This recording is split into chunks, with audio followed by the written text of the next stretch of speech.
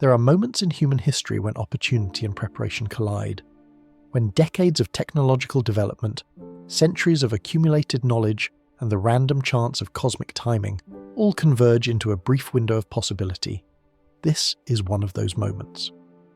In what we uncover here, please take a moment to like this video and subscribe to the channel.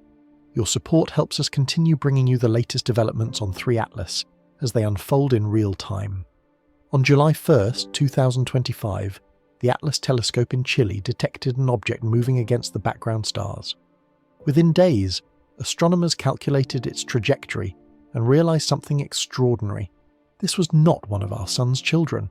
The object's velocity, its path, the very shape of its orbit all pointed to one inescapable conclusion. This visitor came from another star system.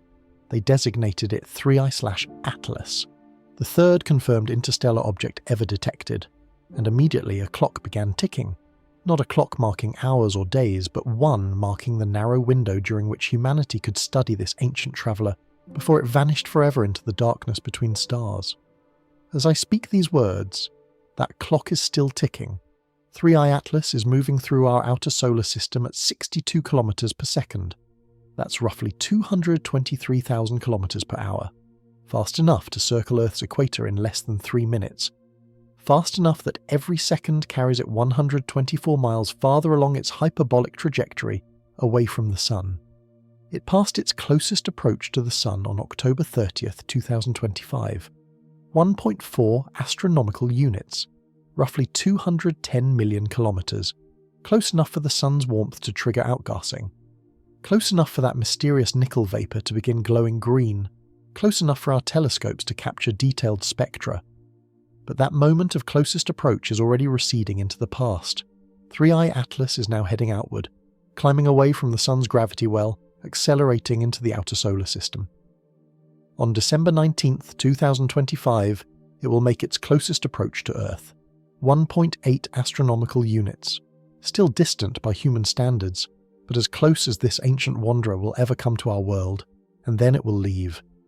By January 2026, it will be too far away for detailed observation. The light will be too faint, the spectral signals too weak, the photons arriving at our telescopes too few to extract meaningful data. The window will close, the opportunity will end. We have weeks, maybe a few months if we push the limits of our instruments. And in those weeks, we need to learn everything we can about an object that has been travelling through the galaxy for potentially 11 billion years. An object that formed around a star we'll never identify, in conditions we can only infer, carrying chemical secrets that could reshape our understanding of planet formation across the galaxy. No pressure. This is the story of what happens when discovery meets deadline, when the universe offers a gift but wraps it in urgency. When the most fascinating object you've ever seen is also the most transient. This is the story of 60 days until goodbye. The race to understand 3I Atlas before it slips beyond our reach forever. The truth is, we almost missed it entirely.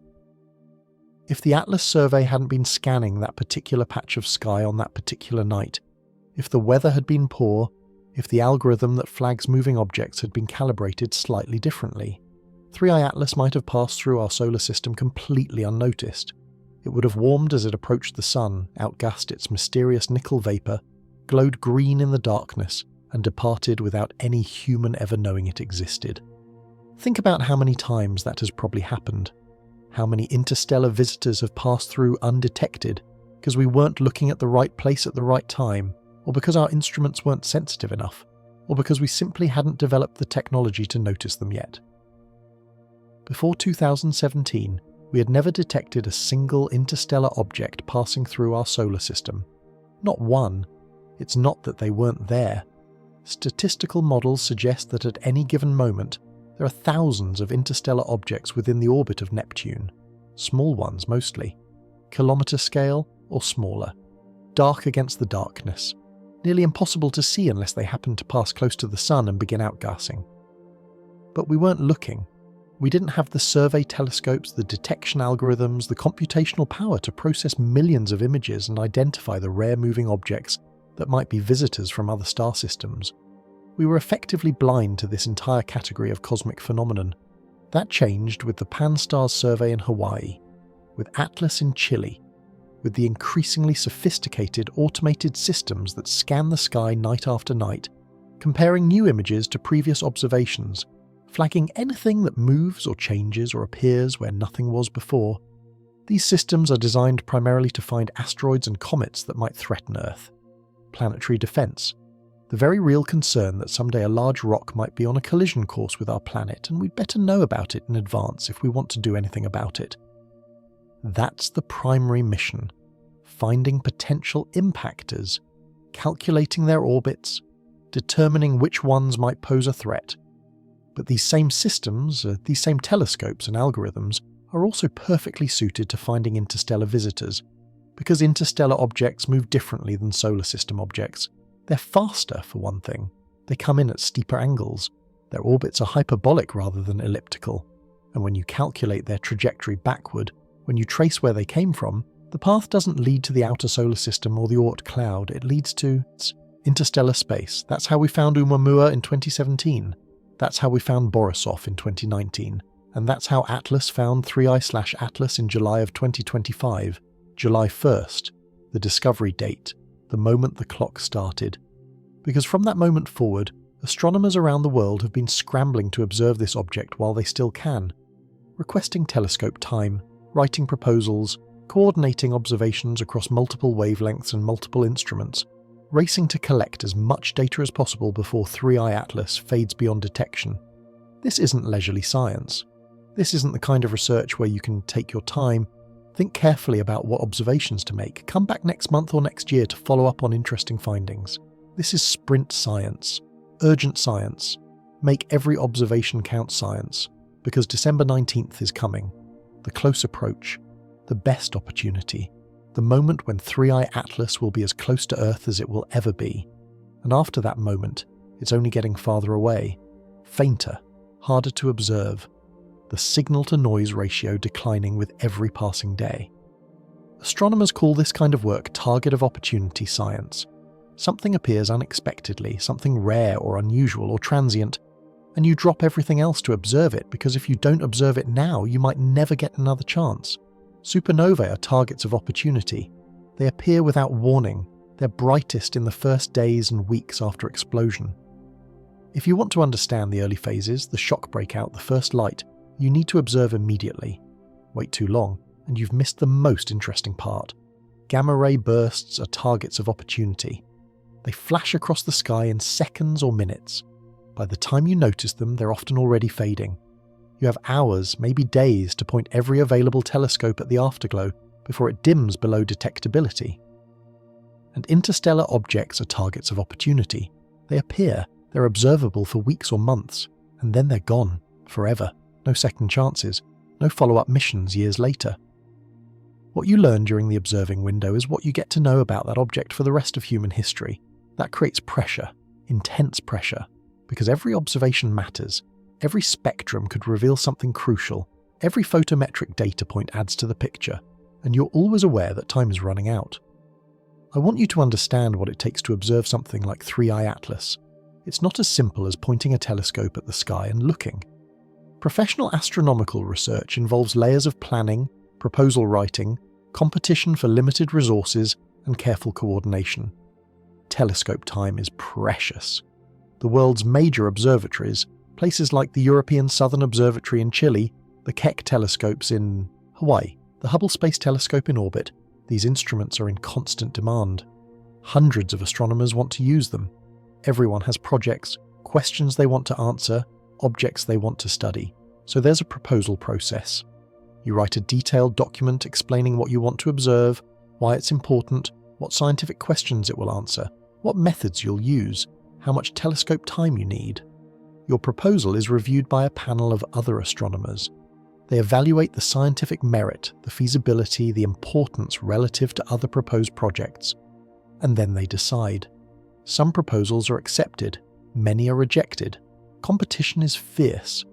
Typically, this process happens on a cycle. Proposals are due months before the observing period begins. Decisions are made weeks in advance. You know your scheduled observing time well ahead of the actual observations. You can plan, prepare, coordinate with collaborators, but targets of opportunity don't fit that model. By definition, they appear unexpectedly. 3i Atlas didn't announce its arrival months in advance. It just appeared one night in July. If astronomers had to wait for the next proposal cycle, they would have missed their chance entirely. So major observatories have mechanisms for fast-track proposals, directors' discretionary time, rapid response programs, ways to interrupt scheduled observations when something sufficiently important appears. The bar is high. You need to make a compelling case that this opportunity is unique, time-sensitive, and scientifically valuable enough to justify bumping other approved programs. For 3i Atlas, that case was easy to make. Third interstellar object ever detected. Unusual composition. Limited observing window. Every major observatory with the capability to observe it allocated at least some time to the project. The European Southern Observatory's Very Large Telescope in Chile. 4 8.2-meter telescopes working together. Some of the best spectroscopic capabilities in the world.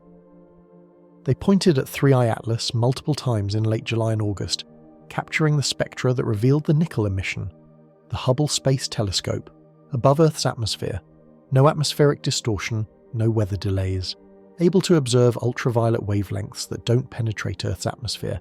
Scheduled observations in October and November to study the comet's activity and composition as it approached perihelion, the James Webb Space Telescope, the most powerful infrared observatory ever built, launched just a few years ago, still in its primary mission phase, but important enough that Webb time was allocated to observe 3i Atlas in the infrared, looking for thermal emission, studying the composition of the coma, searching for molecules that don't emit strongly invisible light.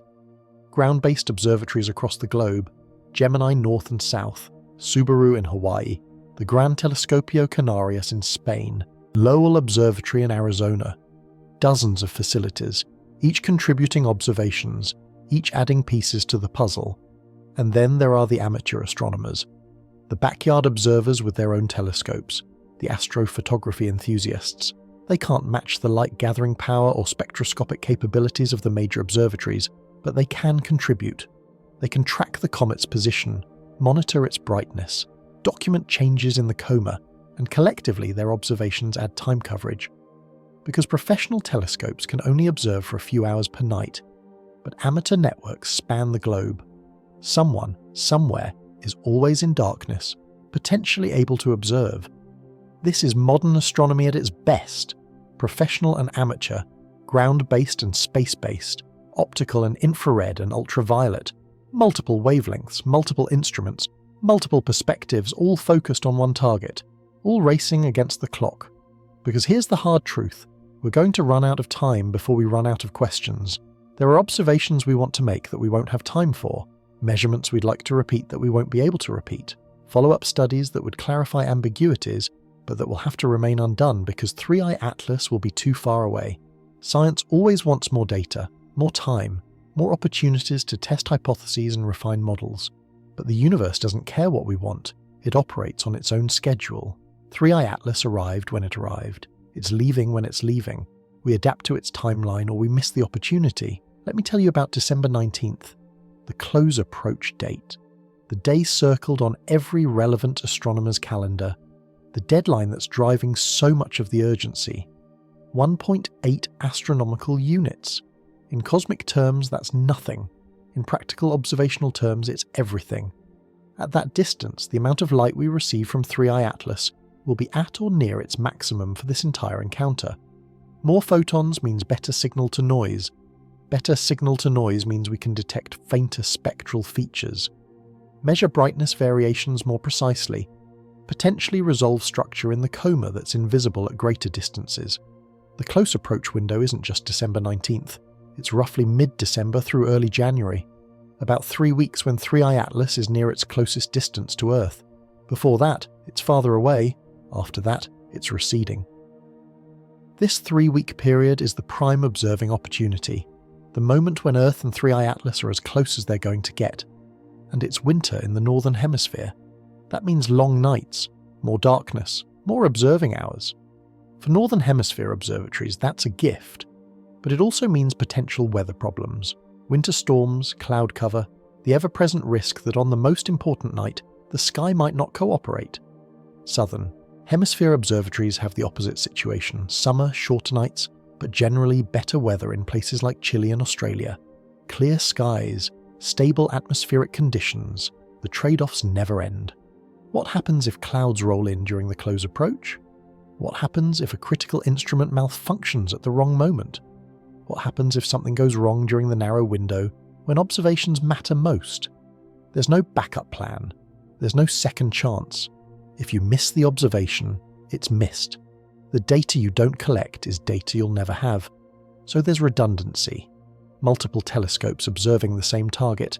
Multiple nights scheduled to increase the odds that at least some observations succeed. Multiple methods for measuring the same properties so that if one approach fails, another might work. But even with redundancy, there's anxiety. Because you can't predict everything. Equipment fails, weather doesn't cooperate, cosmic rays hit the detector at exactly the wrong moment and corrupt your data. Things go wrong. And when things go wrong with a target of opportunity, when you lose observations of a transient event, you don't just lose that data, you lose it permanently. 3i Atlas isn't orbiting the Sun. It's not going to come back around in a few years when you can try again. This is it. The only opportunity, the only encounter. That weight sits on everyone involved. The telescope operators who point the instruments and manage the exposures. The astronomers who write the observing plans and analyze the data. The theorists who build models to explain what's being seen. Everyone knows the stakes. Everyone understands the deadline. 60 days until goodbye. And every day that passes is one fewer day of observations. One less opportunity to learn something new. Let me walk you through what a typical observing night looks like. Not in technical detail, but enough to give you a sense of the process, the precision, the care involved. The night begins before sunset. The telescope operators arrive at the observatory. They check the instruments, make sure everything is functioning properly. Review the observing plan for the night. Who has telescope time? What targets are scheduled? What instruments and configurations are needed? For a high-priority target like 3i Atlas, the plan is detailed. Specific exposure times, specific wavelength ranges, specific comparison stars for calibration. Nothing is left to chance because every minute of telescope time is valuable. Sunset arrives, the sky darkens. But observations don't begin immediately. You need true darkness, no twilight, no scattered sunlight contaminating your data. So there's a waiting period. The sky transitions from blue to indigo to black. Stars appear one by one. The Milky Way becomes visible if you're at a dark site far from city lights. When the sky is sufficiently dark, when astronomical twilight has ended, observations can begin.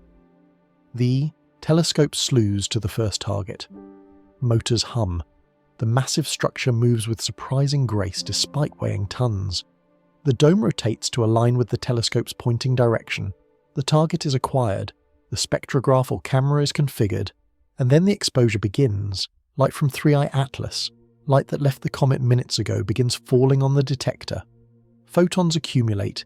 Each one carries information encoded in its wavelength, its energy, its arrival time. For spectroscopy, you need longer exposures. You're spreading the light out into a spectrum, which means any given wavelength receives only a fraction of the total light. To detect faint features, faint emission lines, or absorption features, you need to collect photons for minutes or even hours. The detector integrates the signal, accumulates photons, averages out the noise, and while the exposure is running, there's waiting. The astronomer monitoring the observation watches for problems. Is the guiding system keeping the telescope pointed precisely at the target? Is the detector functioning properly? Are there any error messages, any warnings that something isn't working as it should? If everything is nominal, you wait. You let the photons accumulate. You don't interrupt the exposure unless absolutely necessary, because starting over costs time, and time is the one resource you can't get more of. The exposure completes, the data is read out from the detector, transferred to computers for storage. And then comes the moment of truth. Does it look good? Is the signal strong enough? Are the spectral features visible? Or do you need to take another exposure or a longer one to get better data? If it looks good, you move on to the next target or the next configuration. If it doesn't, you adjust and try again. And this process repeats throughout the night. Target acquisition, exposure, readout, evaluation, adjustment, another target, another exposure. For 3i Atlas, multiple exposures per night are typical. Different wavelength ranges to capture different spectral features, different exposure times to optimize for different brightness levels. Sometimes observations separated by hours to look for temporal changes. Is the nickel emission constant or does it vary? Does the comet's brightness change as it rotates? And all of this happens in near darkness. Observatories keep lights minimal to preserve night vision and avoid contaminating the data. So the control room is dim. Computer screens glow softly. People speak in hushed tones. There's a reverence to it, a sense of participating in something larger than yourself. You're collecting light from an object that has travelled for billions of years. Light that carries information about ancient chemistry, about conditions in a protoplanetary disk that dispersed before humans existed. And you're the first person to see this data. The first to know what this spectrum looks like. The first to notice whether there's an unexpected feature or an interesting variation. That feeling never gets old, no matter how many times you've observed. Every new dataset is a potential discovery. Every spectrum could reveal something no one has ever seen before. The night progresses. The sky rotates. Different targets rise above the horizon and set below it. For objects like 3i Atlas that are moving relatively quickly, you have to update the coordinates periodically. Where was it an hour ago? Where is it now? Where will it be when the next exposure starts? The motion is small from night to night, a few arcseconds per hour, but over weeks it adds up. 3i Atlas is crossing the sky, moving through different constellations, changing its position relative to background stars, and that motion has to be accounted for in every observation.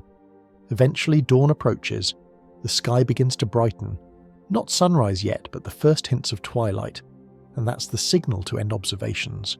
You take your last exposure, make sure all the data is saved, begin shutting down the instrument for the day. The telescope returns to its parked position. The dome closes. The night's work is done. And now the real work begins. Data reduction and analysis. Raw astronomical data is never immediately usable. It's contaminated by instrumental effects, detector noise, bias levels, dark current, cosmic rays hitting the sensor. All of these need to be corrected before you can extract meaningful scientific information. So there's a pipeline, a series of calibration steps. You subtract bias frames to remove the baseline signal level. You subtract dark frames to remove thermal noise. You divide by flat field frames to correct for uneven sensitivity across the detector. You remove cosmic ray hits using algorithms that identify and mask them. And then, for spectroscopy, there's wavelength calibration.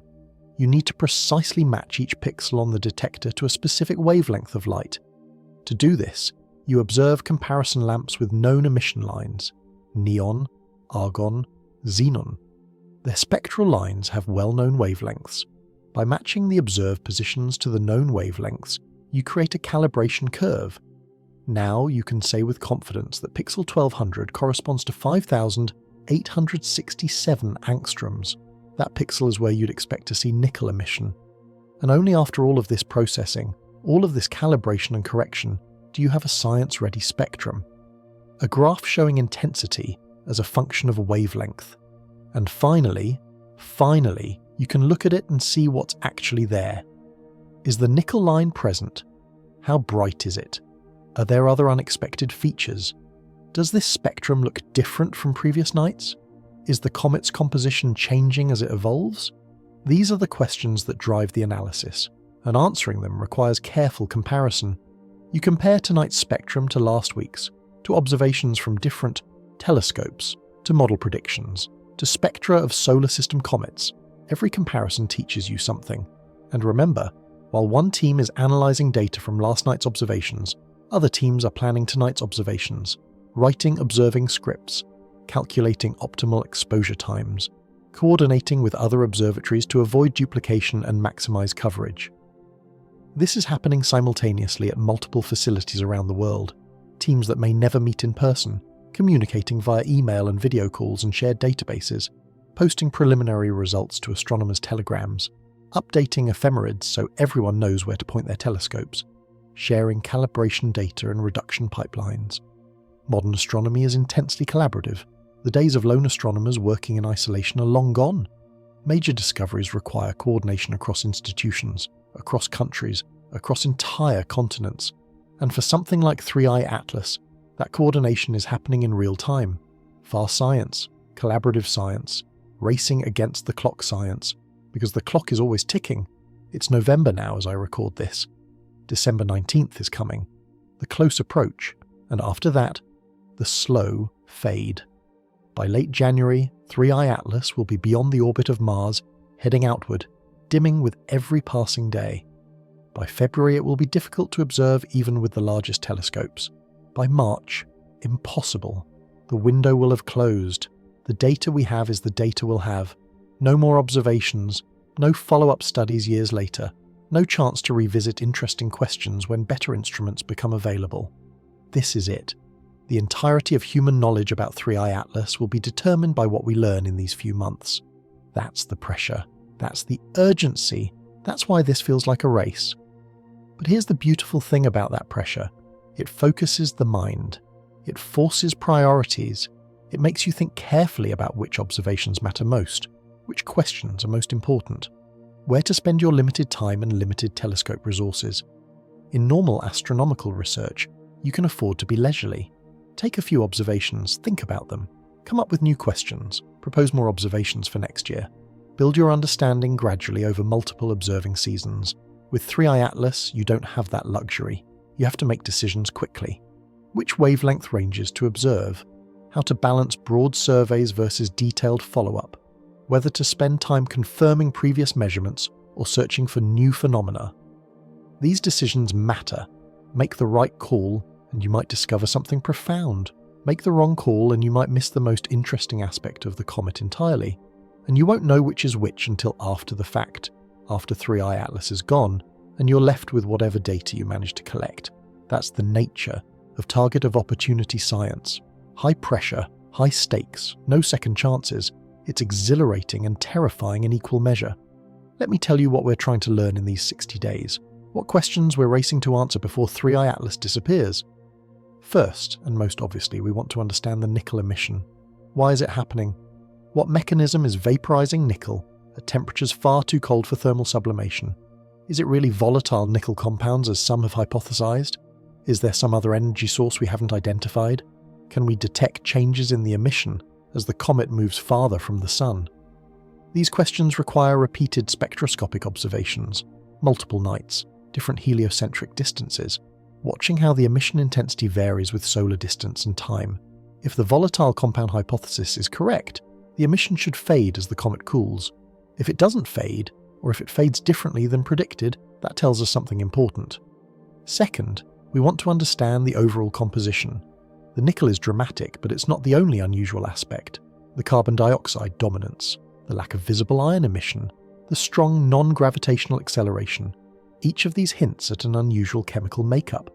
Spectroscopy at multiple wavelengths can reveal other elements and molecules.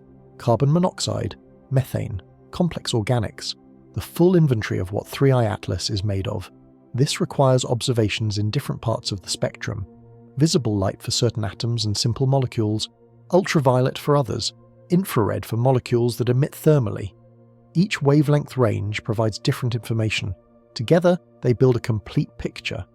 Third, we want to understand the structure and activity. Is the outgassing uniform or concentrated in jets? Does the comet have a significant nucleus or is it more of a rubble pile?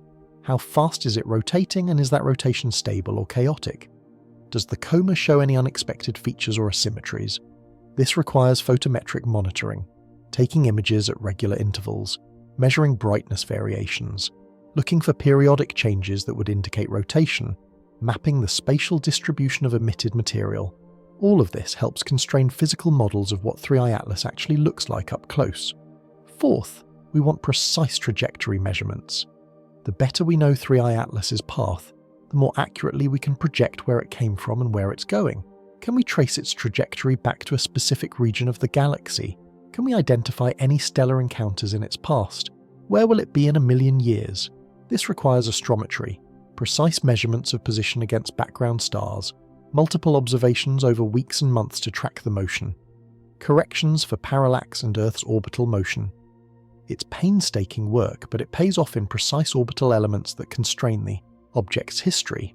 And fifth, perhaps most ambitiously, we want to understand what 3i Atlas tells us about the diversity of comets in the galaxy. Is it typical of comets from certain stellar environments? Is it an outlier even among interstellar objects? How does it compare to Oumuamua and Borisov? What patterns are emerging as our sample size slowly grows? This requires comparative analysis. Building databases, looking for correlations between composition and trajectory, developing theoretical models of how different stellar environments produce different types of comets. It's synthesis work, big picture thinking. And it's only possible because we now have 3 interstellar objects to compare. 3 isn't a large sample, it's barely enough to hint at patterns, but it's 3 times more than we had in 2016. The catalogue is growing, each new object adds information, and 3i Atlas, with its dramatic nickel emission and unusual composition, is one of the most informative yet. But we can only learn what the data allows. We can only answer questions for which we have sufficient observations. And that depends entirely on making good use of the time we have left.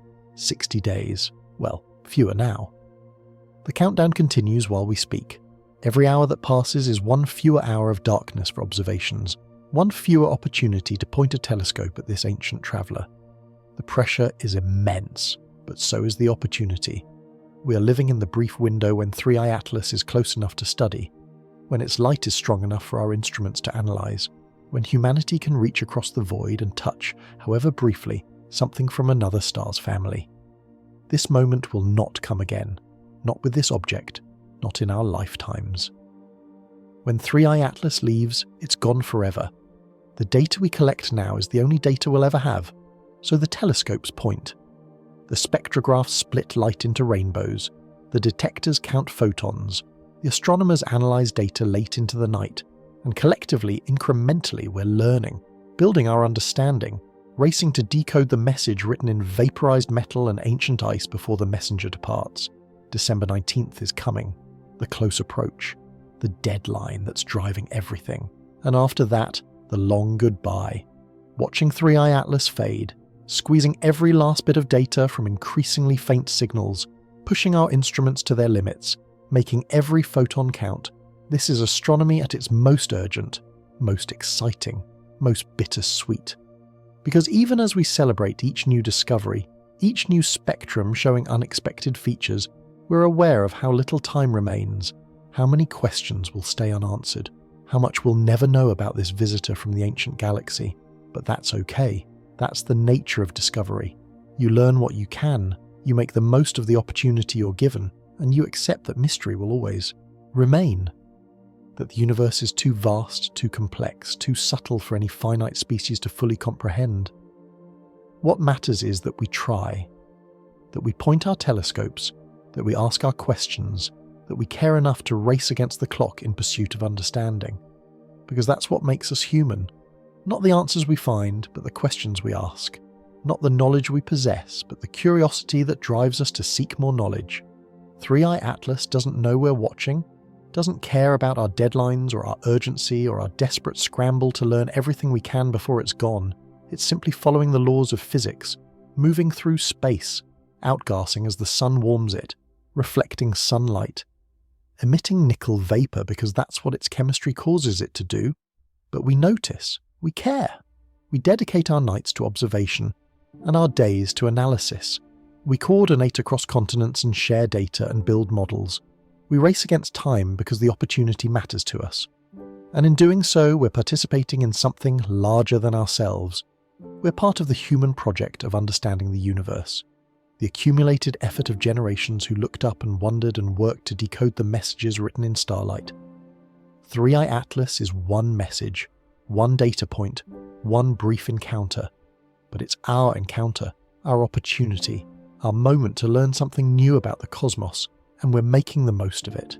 60 days until goodbye, every day precious, every observation valuable, every spectrum a gift. The clock is ticking, but we're not standing still. We're running, racing, pushing ourselves and our instruments to capture everything we can while the window remains open. Because this is what we do, this is what we're for, This is our role in the universe's vast story.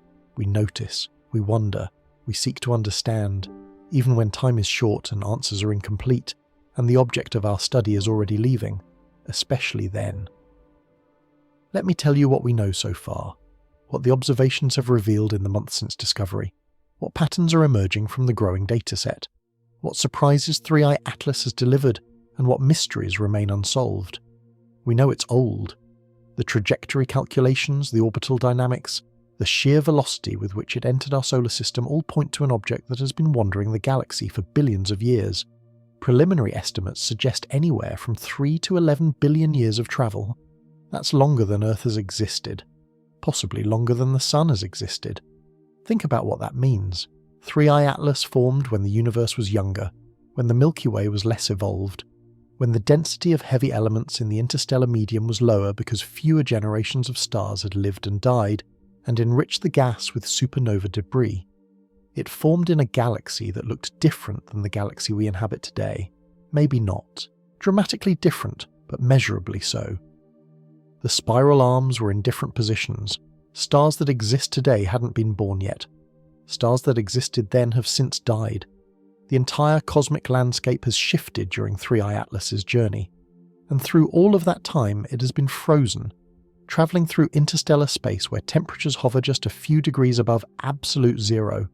No sunlight to warm it, no stellar wind to erode it, just the slow, patient bombardment of cosmic rays and the occasional close pass to another star system. It's a time capsule, preserved not by human intention, but by the cold of space, carrying samples of ice and dust from its birth environment, chemical signatures that tell us about conditions billions of years ago in a part of the galaxy we can't identify. We know it's CO2 dominated. The spectroscopic observations show strong carbon dioxide emission, much stronger than water emission. The ratio is roughly 8:1 CO2 to H2O. That's backwards from typical solar system comets, inverted from what we expect based on our own cosmic neighbourhood. This tells us about formation temperature and composition. CO2 condenses at colder temperatures than water. To get a CO2-dominated object, you need formation in the very cold outer regions of a protoplanetary disk, or formation around a cooler star where the snowline is closer in, or formation in a disk with unusual carbon abundance. Any of these scenarios is possible. All of them tell us that 3i Atlas didn't form in conditions identical to our own solar system's comet-forming regions. The chemistry was different, the environment was different, and that difference is preserved in the ice. We know it has nickel vapor. This is the headline finding, the impossible observation that makes 3i Atlas scientifically fascinating. Strong nickel emission at distances from the Sun where thermal sublimation of metallic nickel is completely impossible. Temperatures hundreds of degrees too cold for metal to vaporize naturally. The spectral line at 5,867 angstroms is unmistakable, clear, bright, repeated across multiple nights of observation. This isn't noise, this isn't an artifact. This is real nickel atoms in a gaseous state, excited by ultraviolet radiation, emitting photons at their characteristic wavelength. The leading hypothesis remains volatile nickel compounds. Nickel carbonyl or similar molecules that can sublimate at much lower temperatures than pure metallic nickel.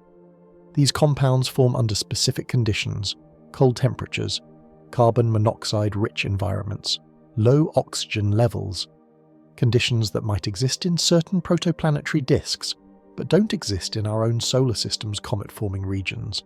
If this hypothesis is correct, 3i Atlas is showing us chemistry we've never directly observed before.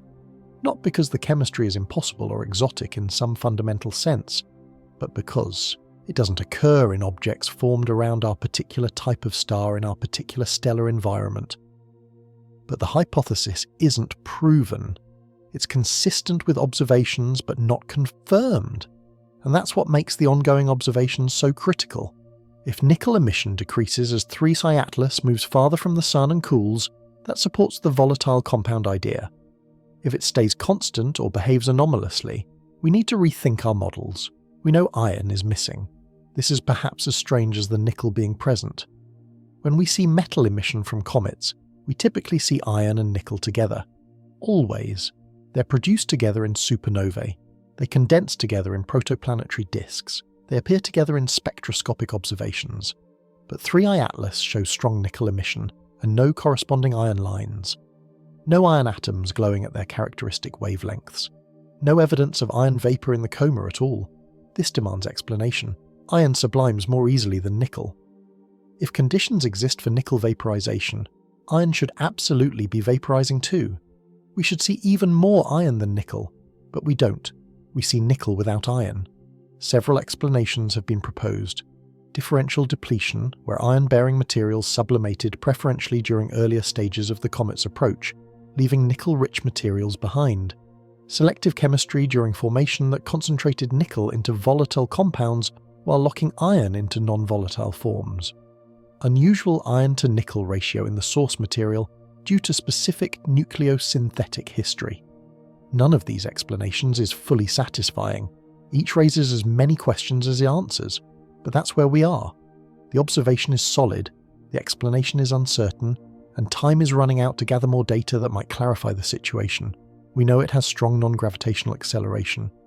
When you track 3I Atlas's position night after night and calculate its trajectory, you find that gravity alone doesn't explain the motion. The comet is accelerating in ways that require an additional force. That force is outgassing, jets of sublimating material escaping from the nucleus, carrying momentum, pushing the comet in specific directions. This is common with comets. Asymmetric outgassing creates thrust, sometimes called the rocket effect.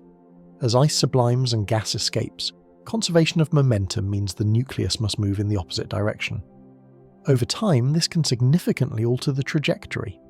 What's notable about 3I Atlas is the magnitude of the non-gravitational acceleration. It's substantial, measurable, significant enough that ignoring it would lead to incorrect predictions of where the comet will be weeks or months from now. This tells us the outgassing is strong, vigorous. There's a lot of material escaping, and given the CO2 dominance and the relatively cold temperatures, it suggests that carbon dioxide, sublimation, is driving most of the activity. CO2 doesn't require much heating to begin outgassing. It's more volatile than water ice. At the distances where 3I Atlas is currently located, CO2 can sublimate readily, while water ice remains mostly frozen. The non-gravitational acceleration also tells us about asymmetry. If outgassing were perfectly uniform in all directions, the forces would cancel. No net acceleration. The fact that we see acceleration means there are preferred directions, active regions on the nucleus, possibly related to rotation, with certain areas facing the Sun more directly during part of the rotation cycle. This raises questions we'd love to answer, but might not have time to address. What's the rotation period? How is the active region distributed? Is there one dominant jet or multiple smaller ones? All of these require detailed photometric monitoring over multiple rotation periods. Time-consuming observations we may not be able to complete before 3I Atlas fades. We know the tail is hidden or absent. This is geometrically strange. Most comets, when they're actively outgassing, develop visible tails, dust and gas swept back by solar radiation pressure and the solar wind. Tails that can extend millions of kilometers, tails that make comets visually spectacular. 3I Atlas doesn't show a prominent dust tail in most images. There's some coma, some diffuse material around the nucleus, but no long, sweeping tail of the type we expect from an active comet. Several explanations are possible. One is geometry. If the tail is aligned with our line of sight, either pointing directly toward us or directly away, we wouldn't see its length. We'd see it foreshortened. From our perspective, the tail would be hidden behind or in front of the comet. This is the anti-tail phenomenon, and there's some evidence that 3I Atlas showed a sunward pointing feature during July and August, consistent with this geometric effect. As our viewing angle changes over time, the tail visibility should change too. Future observations might reveal more prominent tail structure. Another explanation is composition. CO2-dominated outgassing produces less dust than water-dominated outgassing. Carbon dioxide is a gas at low pressures. It doesn't need to drag as much particulate material with it when it escapes, so a CO2-dominated comet might naturally have a less prominent dust tail even if it's actively outgassing. This too is consistent with what we're seeing: strong gas emission, strong non-gravitational acceleration indicating vigorous outgassing, but minimal dust signature. Or perhaps the dust is there, but it's small particles. Particles so small they don't scatter light efficiently at visible wavelengths. Infrared observations might reveal thermal emission from warm dust that's invisible in optical images. These observations are planned or already underway. Results will tell us whether the tail is truly minimal or simply hard to see at certain wavelengths. We know its trajectory is precisely hyperbolic, eccentricity of 6.137. That number is certain to several decimal places now, thanks to weeks of positional measurements. And that number definitively tells us 3i Atlas is not gravitationally bound to our Sun. Eccentricity is a measure of orbit shape. A circle has eccentricity 0. An ellipse has eccentricity between 0 and 1. The more elongated the ellipse, the closer to 1. Our Earth's orbit has eccentricity of about 0.017, nearly circular.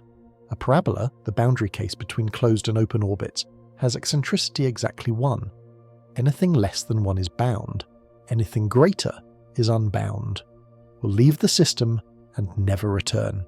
3i Atlas has eccentricity 6.137. Deeply hyperbolic, not even close to the boundary. It's moving far too fast for the Sun's gravity to capture it. It came from interstellar space, and it's returning to interstellar space. The encounter with our solar system is a brief perturbation in an otherwise straight-line trajectory through the galaxy. This isn't surprising. We knew from early observations that this was an interstellar object, but the precision is important. It constrains where 3i Atlas came from and where it's going. With accurate orbital elements, we can project the trajectory backward through galactic space. Not perfectly, because uncertainties accumulate and because the galaxy's gravitational field is complex. But approximately. Where did it come from? What part of the galaxy? What type of stellar environment? The backtracking is challenging. Over millions of years, small uncertainties in velocity become large uncertainties in position. Over billions of years, which is the timescale we're dealing with, those uncertainties encompass vast regions of the galaxy. But we can say some things. We can identify the general direction 3i Atlas approached from. We can look for stellar associations or star-forming regions in that direction that existed billions of years ago. We can compare the trajectory to models of galactic structure and stellar orbits. None of this will tell us definitively which star 3i Atlas was born around. That information is lost to time and chaos, but it will tell us something about the likely environment.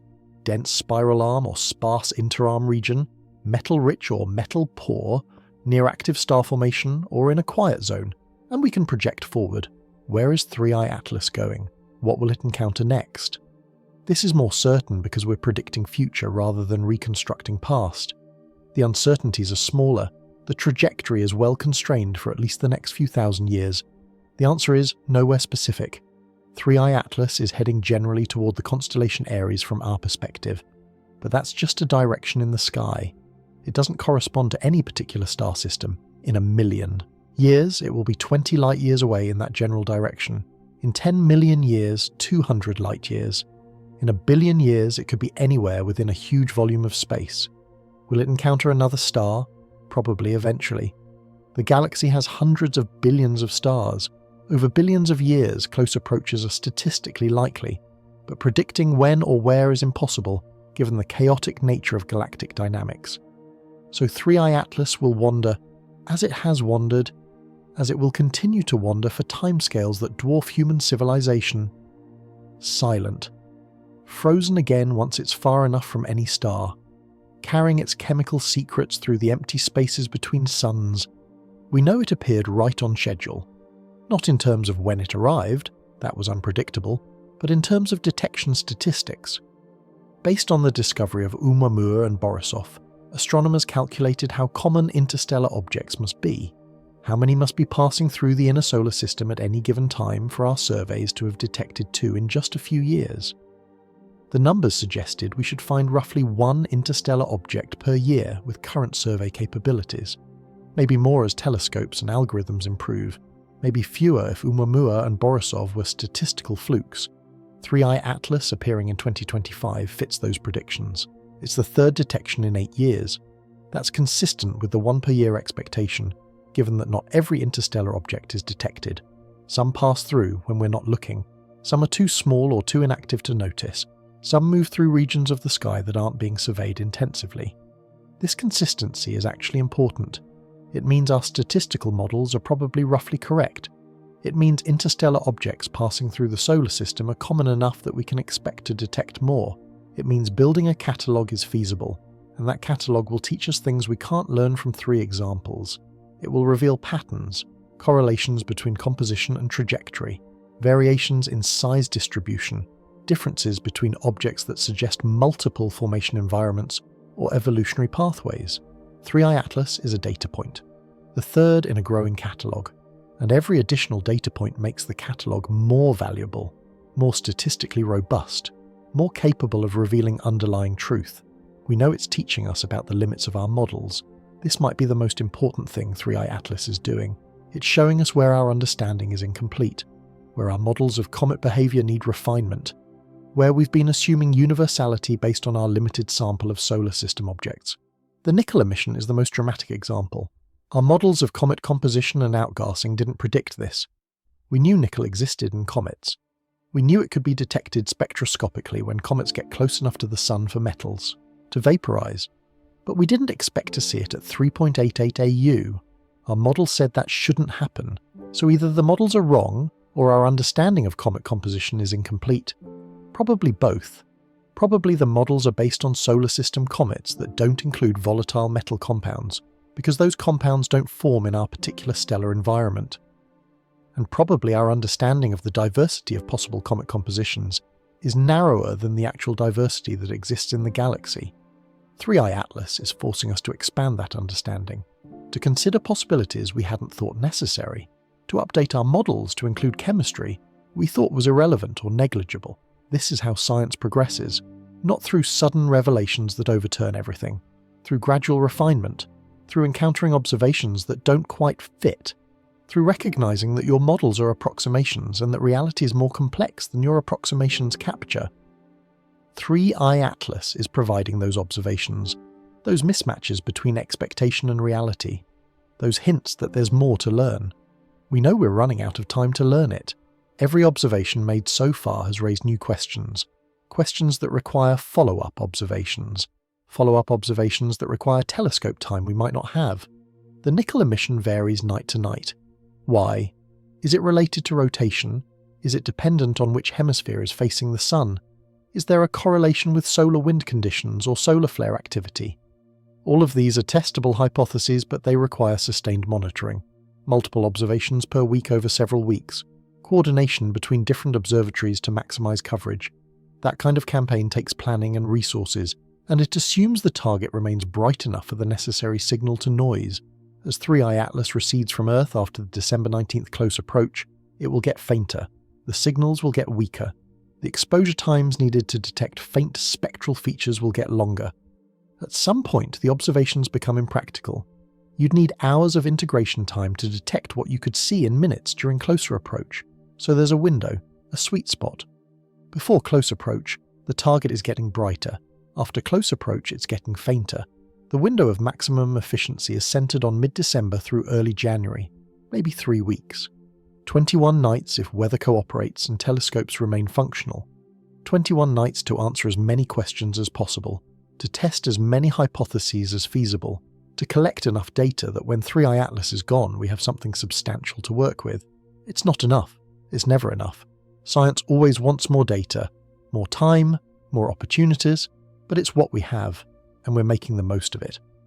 Let me tell you about some of the specific observations planned for the close approach window, the campaigns that different teams are organising, the coordination happening across the global astronomical community. The European Southern Observatory is planning an intensive spectroscopic campaign, multiple nights on the Very Large Telescope, observations spanning different wavelength ranges, UV spectroscopy to study excited atoms and ions, visible spectroscopy to track the nickel emission and other metal species, infrared spectroscopy to detect molecules that don't emit strongly invisible light. The goal is a comprehensive compositional inventory, not just nickel, everything, every element and molecule that's abundant enough to detect, building a complete picture of what 3i Atlas is made of and how that compares to solar system comets and to Borisov. Hubble is scheduled for high-resolution imaging. The goal is to resolve structure in the coma, to see if there are jets or discrete regions of enhanced emission, to map the spatial distribution of different molecular species. Does the nickel emission come from the entire coma or from specific regions? Is the CO2 emission symmetric or concentrated? These observations require careful timing. Hubble has to be pointed precisely. The exposures have to be scheduled when Earth's orbit places Hubble in the right position relative to 3i Atlas, and there's always competition for telescope time. Convincing the Time Allocation Committee that these observations are worth interrupting other scheduled programs. James Webb is observing in the infrared, looking for thermal emission from warm dust, searching for complex organic molecules, studying the silicate features that tell us about the mineralogy of dust grains, and attempting to detect molecules that are hard to see in visible light. Carbon monoxide, methane, water ice features. The molecular inventory that reveals formation temperature and composition. Webb observations are precious. The telescope is still in high demand years after launch. Every minute of observing time is contested. Getting approved for Webb observations of 3i Atlas required demonstrating that this target is scientifically compelling enough to justify the resource allocation. The fact that approval was granted tells you how important the astronomical community considers this opportunity. Ground-based surveys are tracking position and brightness. These aren't high-resolution spectroscopic observations. They're photometric monitoring, taking images every few nights, measuring brightness, looking for variations that might indicate rotation or outbursts or other temporal changes. This work often involves smaller telescopes and amateur contributions, 1-meter class instruments at universities, amateur observatories with half-meter or 30-centimeter telescopes. Individually, these observations might not seem as impressive as Hubble or Webb data. But collectively, they provide time coverage that major facilities can't match. Professional observatories observe for a few hours when they have scheduled time. Amateur networks observe whenever the target is visible from their location and weather permits. Over weeks and months, that adds up to comprehensive monitoring, catching changes that might be missed by sparse professional observations. And there are radar observations planned. Not from Earth-based radar, 3i Atlas is too far away, and radar sensitivity drops rapidly with distance, but from spacecraft. Mars orbiters with radar instruments might attempt detection if geometry permits. These observations could reveal size and surface properties in ways that optical observations cannot. Radar tells you about solid surfaces, about roughness and reflectivity and structural properties. It's complementary to spectroscopy, which tells you about gases and molecules. Together, they build a three-dimensional picture of what this object actually is. All of this is coordinated through astronomers' telegrams and shared databases. When one team makes an interesting observation, a sudden brightening, an unexpected spectral feature, evidence of an outburst, they report it immediately. Other teams can adjust their observing plans accordingly, follow up on the interesting finding, confirm or refute it with independent observations. This real-time sharing is crucial for transient astronomy. When your target is constantly changing and your observing window is limited, you can't afford to work in isolation. You need to know what others are seeing. You need to coordinate to maximize the collective scientific return. And underneath all of this activity, all of these observations and campaigns and coordinated efforts, is the awareness of the deadline. December 19th is coming, the close approach, the best opportunity. And after that, the slow fade. By late January, 3i Atlas will be magnitude 14 or 15, faint enough that only large telescopes can observe it effectively. By February, magnitude 16 or 17.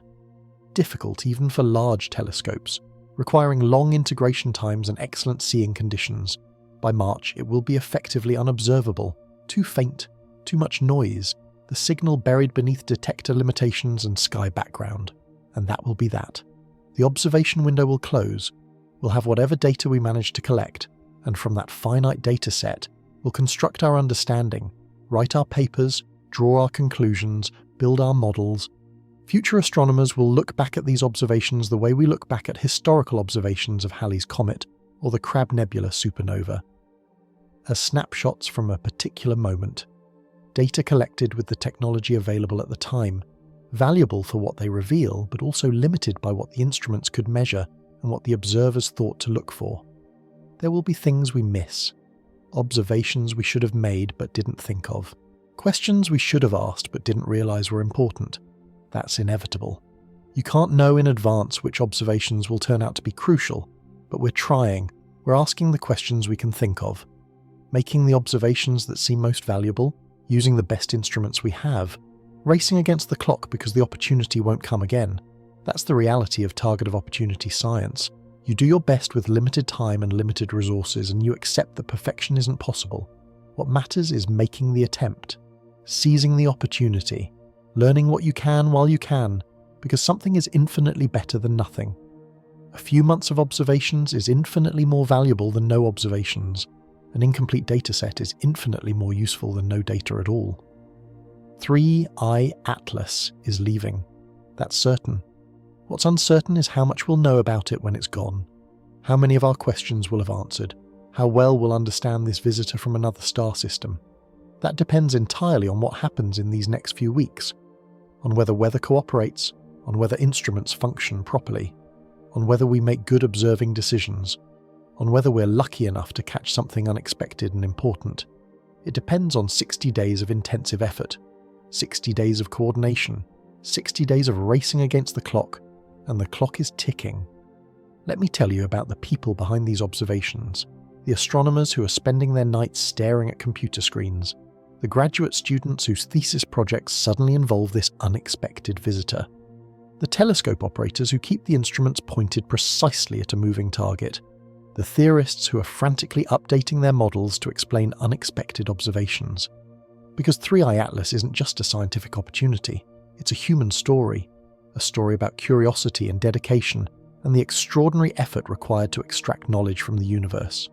Consider Piali Rahatgaonkar at the University of Canterbury in New Zealand, early career researcher, studying the spectroscopy of comets, and suddenly in July 2025 there's an interstellar comet showing nickel emission where nickel shouldn't be emitting.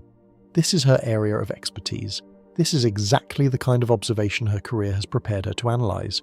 So she writes proposals, requests telescope time, collaborates with colleagues who have access to different instruments, stays up late analysing spectra, comparing them to laboratory data, trying to understand what mechanism could produce what she's seeing, and she's not doing this in isolation. She's part of a team. Other researchers with complementary expertise, someone who understands volatile chemistry better, someone who has experience with comet outgassing models, someone who can handle the statistical analysis of temporal variations. Together, they're building the case, writing papers, presenting results at conferences, arguing with other teams who have alternative interpretations. This is how science actually works. Not neat and clean and linear, messy, iterative, competitive, but collaborative. Everyone racing to understand first, but also checking each other's work and building on each other's insights. Consider Thomas Puzia at Pontificia Universidad Católica de Chile. Established researcher with decades of experience, access to some of the best telescopes in the world, and suddenly there's this interstellar object showing bizarre chemistry. It's not his primary research focus, but it's too interesting to ignore, so he adjusts his priorities, writes proposals for observing time, uses his relationships with facility directors to advocate for rapid response observations, contributes data to the growing pool of observations from multiple sites. And he's thinking about implications. What does this tell us about stellar environments? About the diversity of outcomes in planet formation? About what we should expect when we detect the next interstellar visitor? These aren't just academic questions to him. These are the questions that drive his career, the mysteries that make astronomy fascinating, the puzzles worth dedicating your professional life to solving. Consider the graduate students whose dissertations suddenly involve 3I Atlas. Maybe they were studying comet composition using solar system objects, trying to understand how volatiles are distributed, how outgassing varies with heliocentric distance, how composition relates to dynamical history. And then, an interstellar comet appears with composition unlike anything in their existing dataset. Of course they want to include it. Of course it becomes part of their thesis work. This is the kind of opportunity that defines careers, the chance to study something genuinely new, to contribute to knowledge in a meaningful way, but it also adds pressure. Their timeline was already tight. Finish dissertation by next year, graduate, find a postdoc position, and now there's this additional analysis to do, this unexpected project that wasn't part of the original plan, more telescope proposals to write, more data to reduce and analyze, more papers to publish. It's exciting but also exhausting. Science operates on deadlines. not just the cosmic deadline of 3i Atlas leaving, but human deadlines, dissertation defense dates, funding periods, job application timelines, everything happening simultaneously, everything demanding attention. Consider the telescope operators, the technicians who actually run the instruments, who point the telescopes, who manage the exposures, who troubleshoot problems when equipment malfunctions at 2 a.m. These are skilled professionals. They know the instruments intimately. They know how to optimize performance, how to work around quirks and limitations, how to squeeze every bit of capability out of the hardware. And for them, 3i Atlas is just another target, another object in the queue. They point where they're told, they execute the observing plan, they make sure the data is collected properly, but they're also aware of the stakes. They know this is time sensitive, they know the observations matter, they take pride in doing their job well, in delivering high quality data that astronomers can use, in being part of the discovery process even if their names don't appear on the papers. Without them, none of this works. Without skilled operators, the telescopes don't point accurately, the spectrographs don't align properly, the data has artifacts or calibration problems that make it unusable. They're essential, unsung but essential. Consider the theorists, the people who build models, who try to explain observations with physics and chemistry, who predict what should happen under different conditions. 3i Atlas is a challenge for them. The nickel emission doesn't fit existing models. The CO2 dominance is unusual but explainable. The lack of iron is strange. The non-gravitational acceleration is strong. Each observation is a constraint, a piece of data that any successful model has to reproduce. So they're working, building simulations, testing volatile compound chemistries, calculating sublimation rates under different assumptions, trying to find a coherent explanation that accounts for everything we're seeing. And they're competing. Different groups favour different hypotheses. They're trying to prove their model is better than alternatives, not out of ego necessarily, though that's part of human nature. But because good science requires testing, competing ideas against each other, seeing which best fits the data, being willing to abandon ideas that don't work. This process is messy. Models get published. Other researchers find problems with them. Revised models get published. More observations come in that weren't predicted. Models get revised again. It's iterative, gradual. Not the dramatic eureka moments you see in movies, but it works, eventually. Given enough data and enough smart people thinking carefully about it, the truth emerges. Not perfectly, not immediately, but eventually. Consider the funding agencies, the organizations that pay for telescope time and salaries and travel to conferences. They're making decisions about whether 3i Atlas observations are worth supporting, whether this is important enough to justify the expense. Grant proposals are being written right now, researchers arguing that their team should receive funding to continue 3i Atlas studies, explaining the scientific significance, outlining the questions that need answering, requesting money for telescope time, for student support, for computational resources, and review panels are evaluating those proposals, judging scientific merit, comparing competing requests, deciding who gets funded and who doesn't. It's not purely scientific. It's also political. It's about making cases and building arguments and convincing people that your project matters more than other worthy projects. This is the infrastructure of science, the system that enables discovery. It's not just telescopes and detectors, it's people and institutions and funding mechanisms. All of it necessary, all of it part of how knowledge gets produced. Consider the journal editors and peer reviewers. Papers about 3i Atlas are being submitted right now. Initial findings, spectroscopic analyses, compositional models, trajectory calculations. Each paper represents months of work distilled into a few thousand words and some carefully constructed figures. Those papers go out for peer review. Other astronomers read them critically, look for errors, question interpretations, suggest alternative explanations. Sometimes they find fatal flaws and the paper gets rejected. More often they find minor issues and request revisions. This process takes time, weeks or months from submission to publication, and that delay is frustrating when you're dealing with a time-sensitive target. You want to get results out quickly, share them with the community, claim priority for discoveries, but the peer review process exists for good reasons. It catches errors. It forces authors to defend their conclusions. It maintains quality standards. It's part of how science self-corrects and ensures that published findings are trustworthy. So researchers accept the delay, they submit papers, they respond to reviewer comments, they revise and resubmit. And eventually, if the work is sound, papers get published, added to the permanent scientific literature, available for future researchers to build on.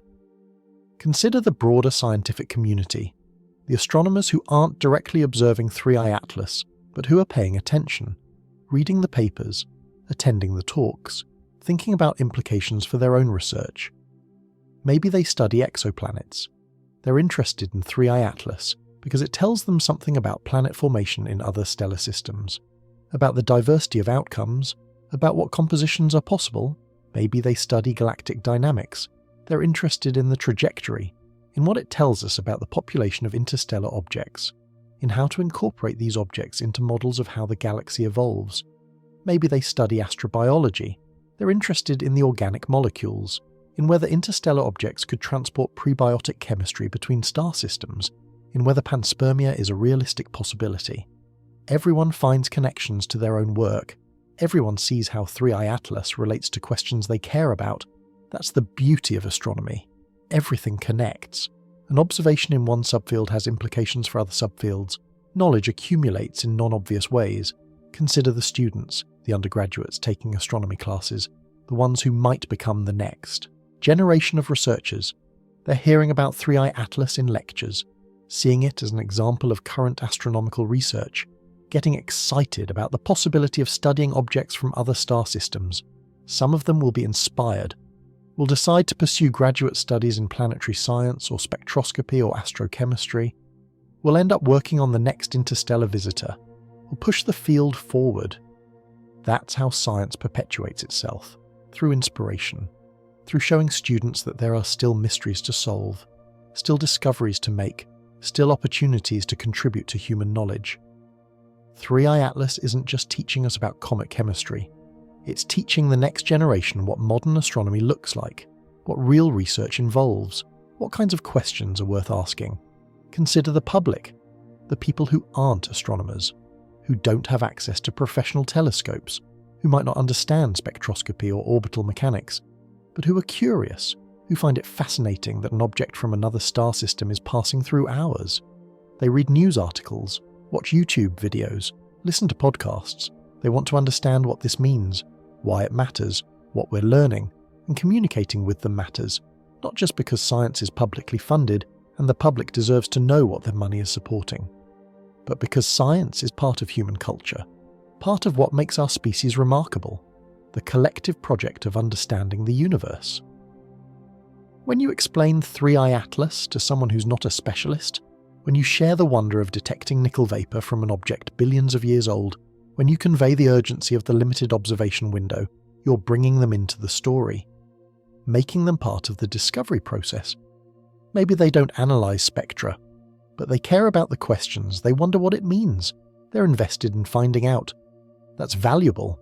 That's how science stays connected to society, through communication, through sharing not just results but process, through letting people see how knowledge is actually produced. Consider the science communicators, the people whose job is translation, taking technical findings and making them accessible, writing articles for popular science magazines, producing documentaries, running planetarium shows, maintaining educational websites. They're following Three-Eye Atlas closely, looking for angles, trying to identify what will resonate with general audiences, simplifying without distorting, making complex ideas understandable without dumbing them down. It's challenging work. You have to understand the science deeply enough to explain it, but you also have to understand your audience, what they already know, what confuses them, what captures their imagination. Done well, science communication bridges the gap between specialists and the public. It makes cutting-edge research accessible. It maintains public support for scientific funding. It inspires the next generation. Three-Eye Atlas is a great story for communicators. It has mystery, the nickel emission we don't fully understand. It has urgency, the limited observation window. It has cosmic scale, billions of years of travel. It has human elements, the researchers racing against time, all the ingredients of compelling narrative. The challenge is telling it accurately while keeping it engaging. Consider the historians of science. The people who study how scientific knowledge develops, how discoveries are made, how communities of researchers interact, how institutions evolve. Years from now, they'll write about the 3i Atlas observations, about what was learned and how, about which hypotheses turned out to be correct and which didn't, about the social dynamics of the research community during this period. They'll use archived emails and proposal documents and publish papers as primary sources. They'll interview the participants, ask them what they remember about this time. They'll construct narratives about how this particular piece of knowledge was produced, and those narratives will teach us about the practice of science, about how it actually works, not how we imagine it works, about the role of chance and judgment and collaboration and competition, about the human side of what often seems like an abstract intellectual enterprise. This is all happening right now. This moment, these 60 days, is history being made. The people working on 3i Atlas are living through something that will be studied and written about for decades. They might not think of it that way. They're too busy writing proposals and analysing data and preparing presentations, but they're part of something larger, part of the ongoing human project of understanding the cosmos, and that project is fundamentally collaborative. It's not individual genius, it's communities working together, sharing data, checking each other's work, building on previous findings, teaching students who will carry the work forward, arguing constructively about interpretations, building consensus gradually through accumulated evidence.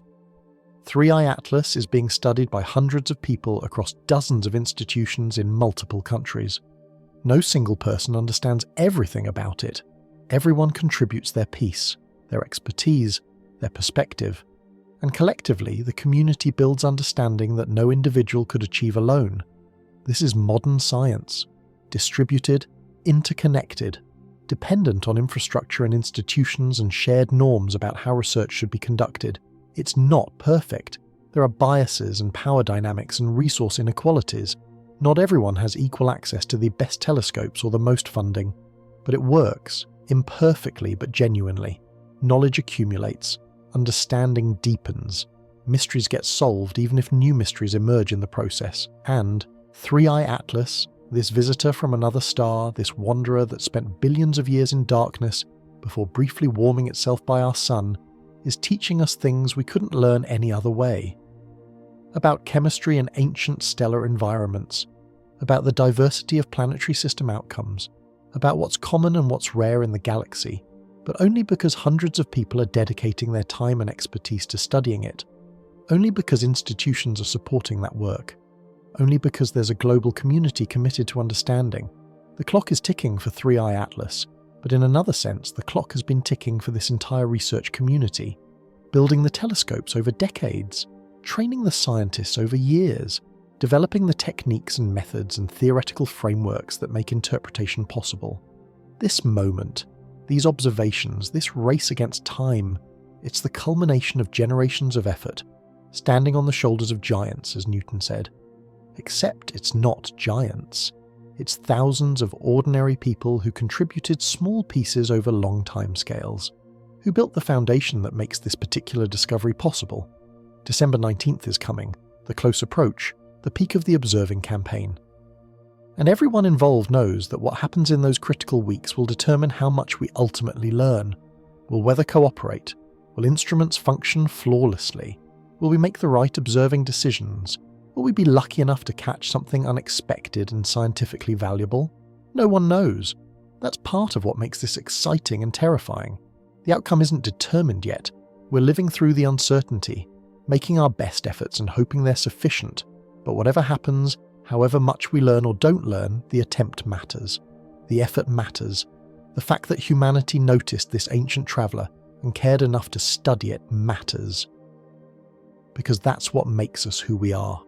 Not our answers, our questions, not our knowledge, our curiosity, not our understanding, our willingness to look up and wonder and work to learn more. 3i Atlas doesn't care that we're watching, but we care.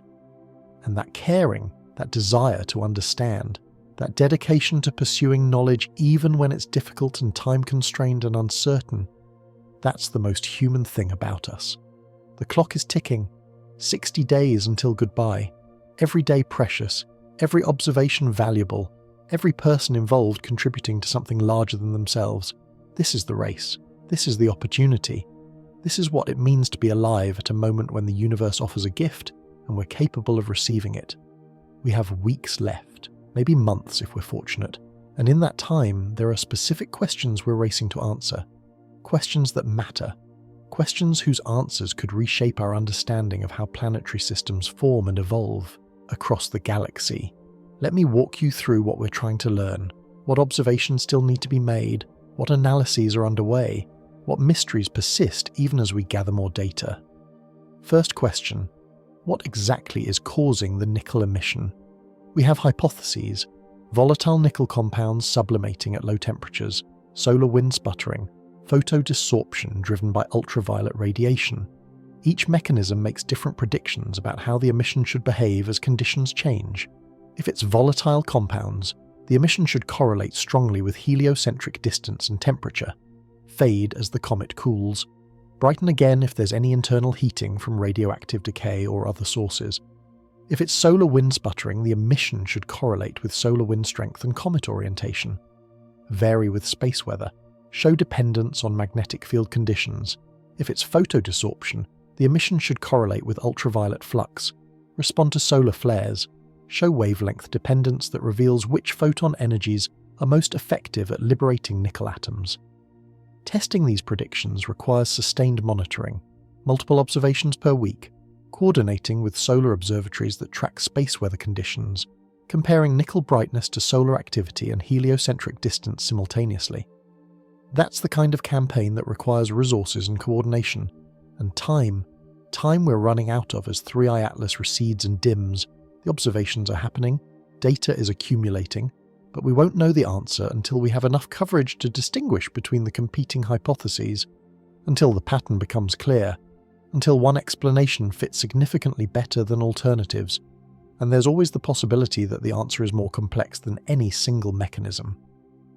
That multiple processes contribute, that what we're seeing is the combined effect of volatile sublimation and solar wind interaction and photochemical processes all happening simultaneously. Nature is rarely as simple as our models. The challenge is building models complex enough to match reality, but simple enough to understand and test. Second question: where is the iron? This might seem like a narrower question than the nickel emission, but it's equally important, equally puzzling, because iron and nickel are produced together. They condense together. They should be released together. The absence of iron is as remarkable as the presence of nickel. Several explanations are being investigated. Differential depletion, where iron was lost during previous warming episodes. Selective chemistry during formation. Unusual nucleosynthetic history leading to nickel-rich, iron-poor starting material. Each explanation has problems. Differential depletion requires that 3i Atlas was warmed significantly before entering our solar system. But it's been in cold interstellar space for billions of years. When would this warming have occurred? Close passage to another star? But the odds of that happening recently enough to matter are very small. Selective chemistry during formation is possible, but requires specific conditions. Why would nickel concentrate into volatile compounds while iron doesn't? What chemical environment produces that outcome? Can we find evidence for such conditions in protoplanetary disk models? Unusual nucleosynthetic history is intriguing but unprovable. We can't sample 3i Atlas directly. We can't measure isotopic ratios precisely enough from spectroscopy alone. We're limited to what emission and absorption features tell us, and they're telling us nickel is present and iron is absent. The mechanism remains obscure. What we need is more data, better sensitivity, deeper searches for weak iron lines that might be present but below our current detection threshold. Observations at wavelengths where iron emits strongly. Multiple instruments cross-checking each other's results. If iron truly is absent, not just hard to detect, that's profound. That tells us something fundamental about 3i Atlas's composition and history, something we need to understand if we want to interpret what this object represents. Third question: what is the overall composition in detail? We know about nickel, we know about CO2 dominance, but there's so much more we'd like to know. What other molecules are present? What's the carbon monoxide abundance? Is there methane? Are there complex organics? What about water, even if it's not the dominant volatile? Spectroscopy at multiple wavelengths can answer these questions. Visible light reveals certain atoms and simple molecules, ultraviolet reveals different species, Infrared reveals yet others. Each wavelength range provides complementary information. Hubble observations in ultraviolet are searching for hydroxyl radicals and atomic oxygen. These species indicate water outgassing even if water ice isn't the dominant component. They tell us about the H2O to CO2 ratio more precisely than previous estimates. Webb observations in infrared are looking for carbon monoxide, methane, complex hydrocarbons. These molecules emit strongly in infrared. They're hard to detect in visible light, but prominent at longer wavelengths. Ground-based observations are tracking cyanogen, diatomic carbon, and other radicals that form in cometary comas. These species reveal photochemistry, how solar ultraviolet radiation breaks apart molecules and creates new species that weren't present in the original ice. Combining all of this data creates a comprehensive inventory, a list of molecular abundances, and from that list we can infer formation conditions. What temperature? What pressure? What carbon to oxygen ratio? What irradiation history? The goal is to work backward from observed composition to formation environment, to say something meaningful about where and when and under what conditions 3I Atlas formed, to place constraints on the type of star system it came from, to understand whether it's representative of a common outcome or an unusual edge case. But this requires complete data. Missing key molecules means missing constraints. Misidentifying spectral features means incorrect abundances, and time is running out to collect the observations that would resolve ambiguities. Fourth question: what is the rotation state? Every comet rotates, tumbles through space. The rotation period and axis orientation tell us about the object's shape, mass distribution, and collisional history. They affect outgassing patterns. They determine which regions face the Sun at different times. For 3I Atlas, we have hints, but not certainty. Brightness variations suggest rotation. Changes in emission line strength might correlate with rotational phase. But we don't have a well-determined period yet. We don't know if the rotation is simple or complex. We don't know if it's stable or chaotic. Determining rotation requires sustained photometric monitoring, measuring brightness every hour over multiple rotation periods, looking for periodic patterns in the data, fitting sinusoidal models or more complex light curves. This is time-intensive work. It requires multiple telescopes to provide continuous coverage. One observatory measures until the target sets.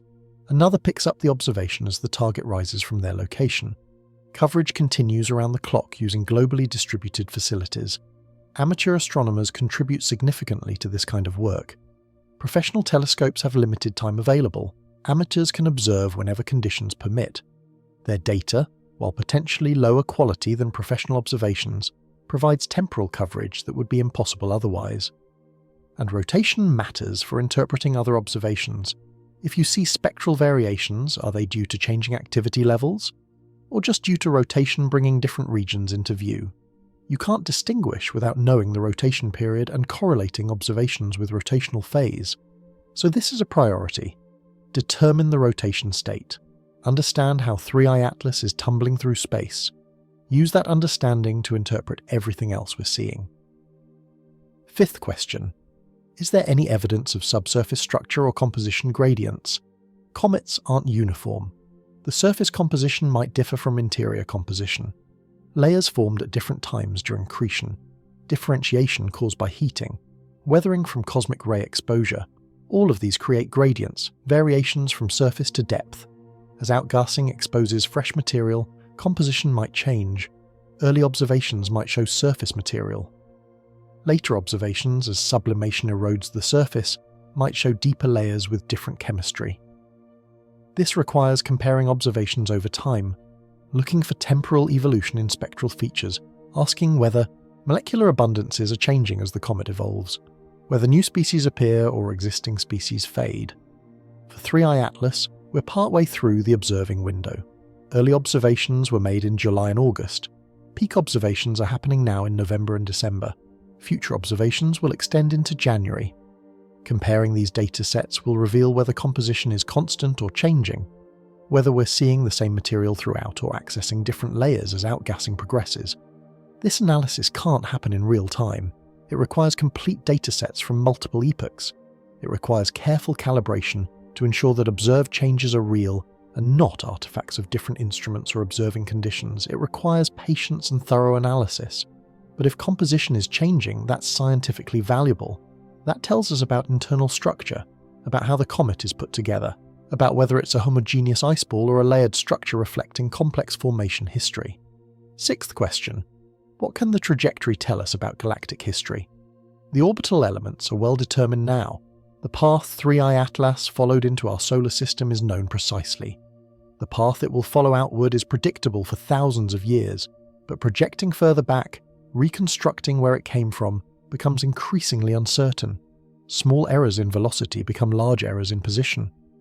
The chaotic nature of galactic dynamics means trajectories diverge exponentially over millions of years. Still, we can say something. We can identify the general direction it approached from. We can look for stellar associations or star-forming regions in that direction that existed billions of years ago. We can use galactic models to estimate what kinds of stellar environments are statistically likely origins. This work is ongoing.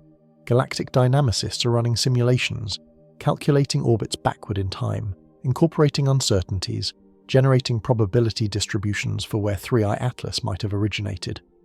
The goal isn't to identify a specific star. That's impossible given the timescales and uncertainties involved. The goal is to constrain the general environment. Metal-rich or metal-poor region, near spiral arm or interarm, near galactic center or outer disk. Each of these environments has different chemical conditions, different star formation histories, different typical planetary system architectures. If we can determine which environment is most likely, we learn something about the conditions that produced 3I Atlas, and we can project forward. Where is it going? What will it encounter? Over the next 10 million years, what's its likely trajectory through the galaxy? These projections are more reliable than reconstructions because we're predicting forward from well-known initial conditions rather than trying to reconstruct uncertain past conditions. We can say with reasonable confidence where 3I Atlas will be 1 million years from now, give or take a few light years. Whether it will encounter another star system is probabilistic. We can calculate the odds. We can identify possible future close approaches, but predicting specific encounters billions of years from now is impossible. Still, it's fascinating to think about. 3I Atlas will continue its journey, will pass through other stellar neighborhoods, might be captured by another star's gravity, might collide with a planet, might be torn apart by tidal forces during a close stellar pass, or might wander indefinitely, never encountering anything significant, cooling slowly toward the temperature of the cosmic microwave background. We don't know its future any more than we know its detailed past, but we know it's extraordinary, a survivor, an object that has persisted through billions of years of wandering and will continue persisting for billions more. Seventh question. What does 3I Atlas tell us about the population of interstellar objects?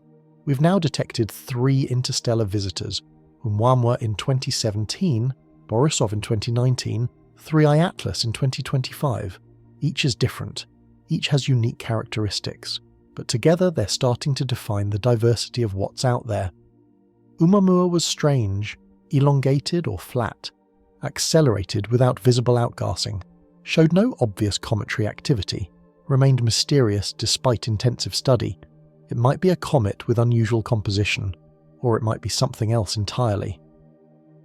Borisov was normal, looked like a typical comet, showed strong outgassing, had composition similar to solar system comets, behaved as expected based on our understanding of comet physics. It suggested that not all interstellar objects are weird. 3I Atlas is unusual but differently than Oumuamua. It's clearly a comet. It outgasses, it has a coma, but its composition is strange. The nickel emission, the CO2 dominance, the missing iron. It's chemically peculiar even if physically unremarkable. So we're seeing diversity. Different formation environments produce different outcomes. Some interstellar objects are solar system-like, some are exotic, some are completely baffling. From just 3 examples, we can't determine what's typical and what's rare. We can't establish a baseline. 3 is barely a sample. It's anecdotal, suggestive but not conclusive. But it's 3 times more than we had a decade ago. The catalogue is growing, and as it grows, patterns will emerge. We'll see whether nickel emission is common or rare, whether CO2-dominated composition is frequent or exceptional, whether most interstellar objects are similar to solar system objects or distinctly different. Statistical understanding requires large samples, dozens of detections, hundreds ideally. With current detection rates, that means decades of observations, continuous sky surveys, automated detection and follow-up, long-term commitment to cataloguing these visitors, but the infrastructure is being built. Next-generation survey telescopes are coming online. The Vera Rubin Observatory will begin operations soon.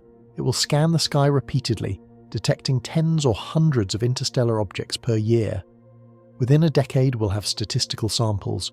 Within 2 decades, we'll have catalogues robust enough for population synthesis. 3i Atlas is a pioneer. Part of the earliest detections that are defining this field. Future researchers will look back at these initial discoveries the way we look back at the first exoplanet detections, as the beginning of a revolution in understanding. But for now, we're still in the beginning, still learning how to observe these objects effectively, still figuring out what questions to ask, still building the theoretical frameworks needed to interpret observations. 3i Atlas is teaching us, not just about itself, about how to study interstellar objects in general, about what's possible to learn during brief observing windows, about which observations are most scientifically valuable, about how to coordinate global efforts efficiently. The knowledge gained from studying 3i Atlas will improve how we study the next visitor, and the next. Each observation campaign teaches lessons that inform future campaigns. Techniques improve, coordination becomes smoother, understanding deepens.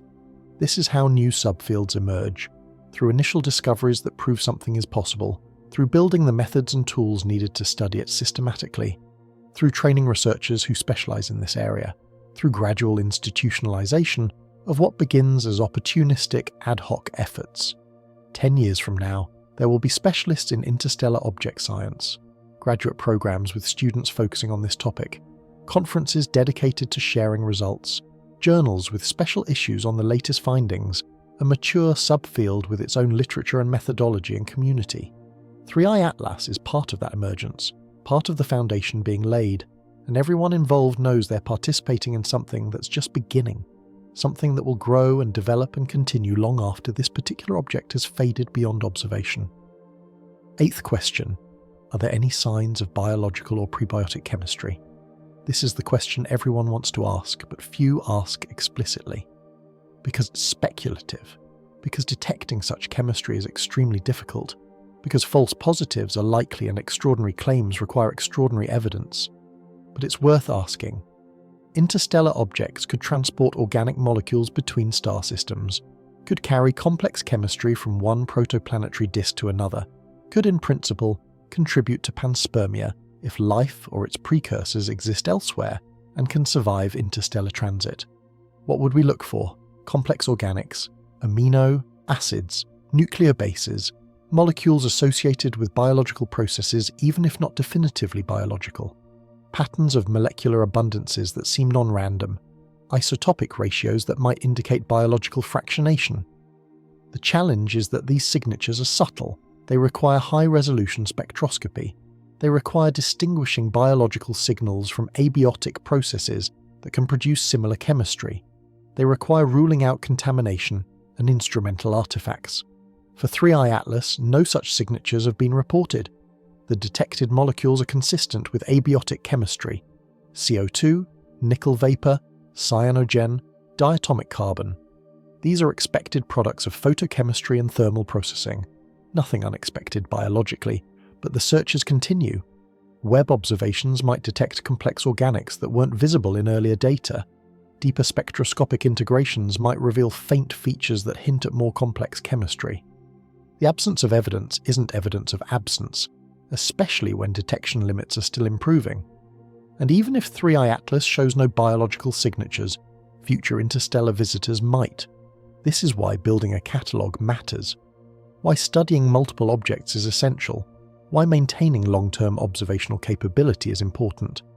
If even one interstellar object shows unexplained biosignatures, that changes everything. It suggests life isn't confined to isolated planetary systems. It suggests chemistry can propagate across interstellar space. It raises profound questions about life's origin and distribution. We're not there yet. We're not even close. But the possibility exists. And that possibility is part of why these observations matter. Part of why we race against time to study these visitors before they disappear. Because you never know what you'll find until you look. and the only way to look is to observe while observation is possible. These are the questions, the priorities, the goals driving the observation campaigns. Not all will be answered, not completely, but progress is being made. Understanding is accumulating. Every spectrum adds information. Every night of observation brings us closer to comprehension, and the clock keeps ticking. December 19th approaches. The close approach window narrows. The deadline looms. But we're not stopping. We're not slowing down. We're pushing harder, requesting more telescope time, running instruments longer, analysing data faster, coordinating better, learning from mistakes, improving efficiency. Because this is what we do. This is who we are. This is what humans have always done when faced with mystery and limited opportunity. We rise to the challenge. We commit ourselves. We race against time because the opportunity matters. 60 days until goodbye. Fewer now with every passing hour. But we're still here, still observing, still learning, still running the race, and we'll run it until the very end.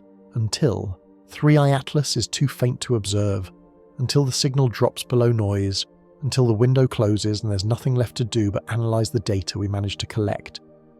Then the real work begins, the synthesis, the interpretation, the papers and conferences and debates, the slow process of converting raw observations into scientific understanding.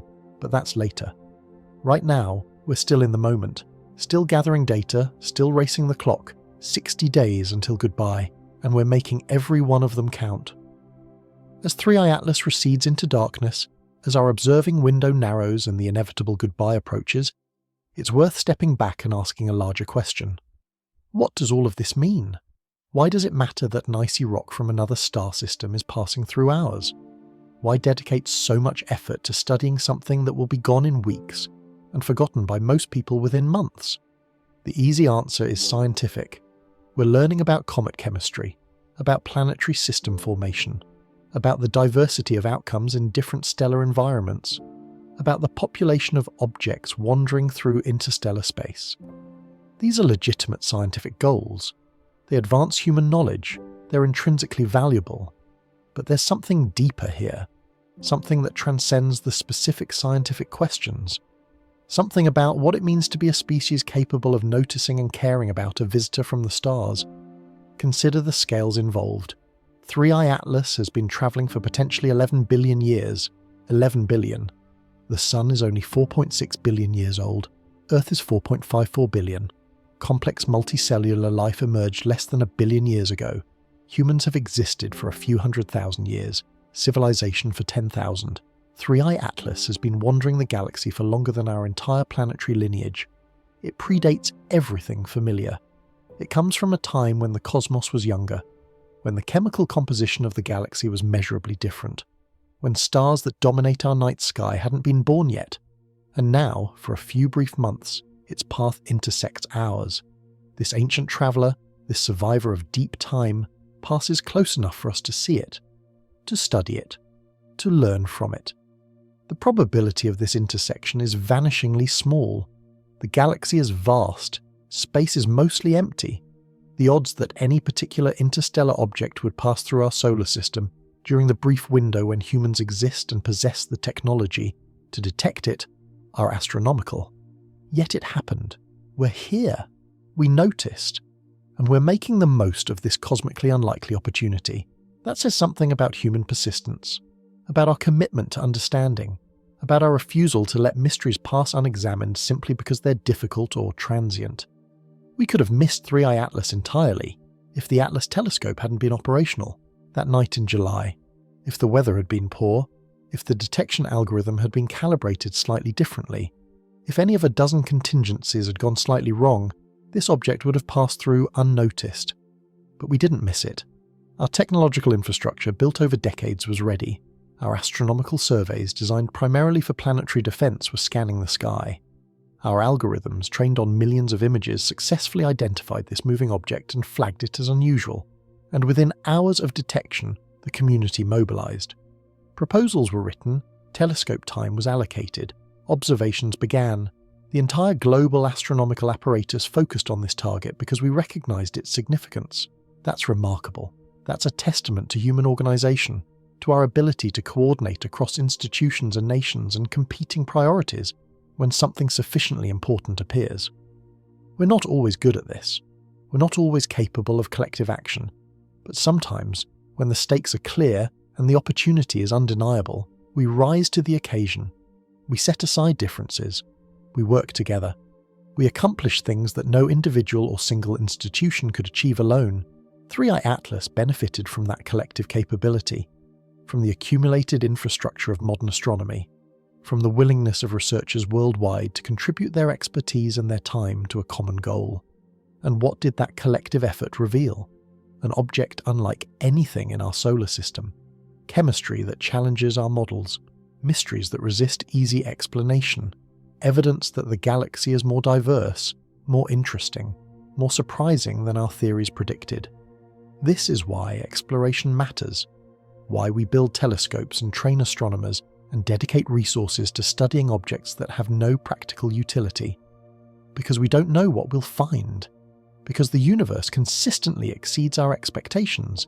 Because reality is richer than imagination. If we only studied what we already understood, we'd never discover anything new. If we only observed objects that fit our models, we'd never realize our models need updating. Progress requires encountering the unexpected, confronting observations that don't fit, being willing to revise understanding when evidence demands it. 3i Atlas is providing that encounter, that challenge, that opportunity for growth, not just for individual researchers but for the field collectively, for our species' understanding of how the cosmos works. And there's something humbling about it.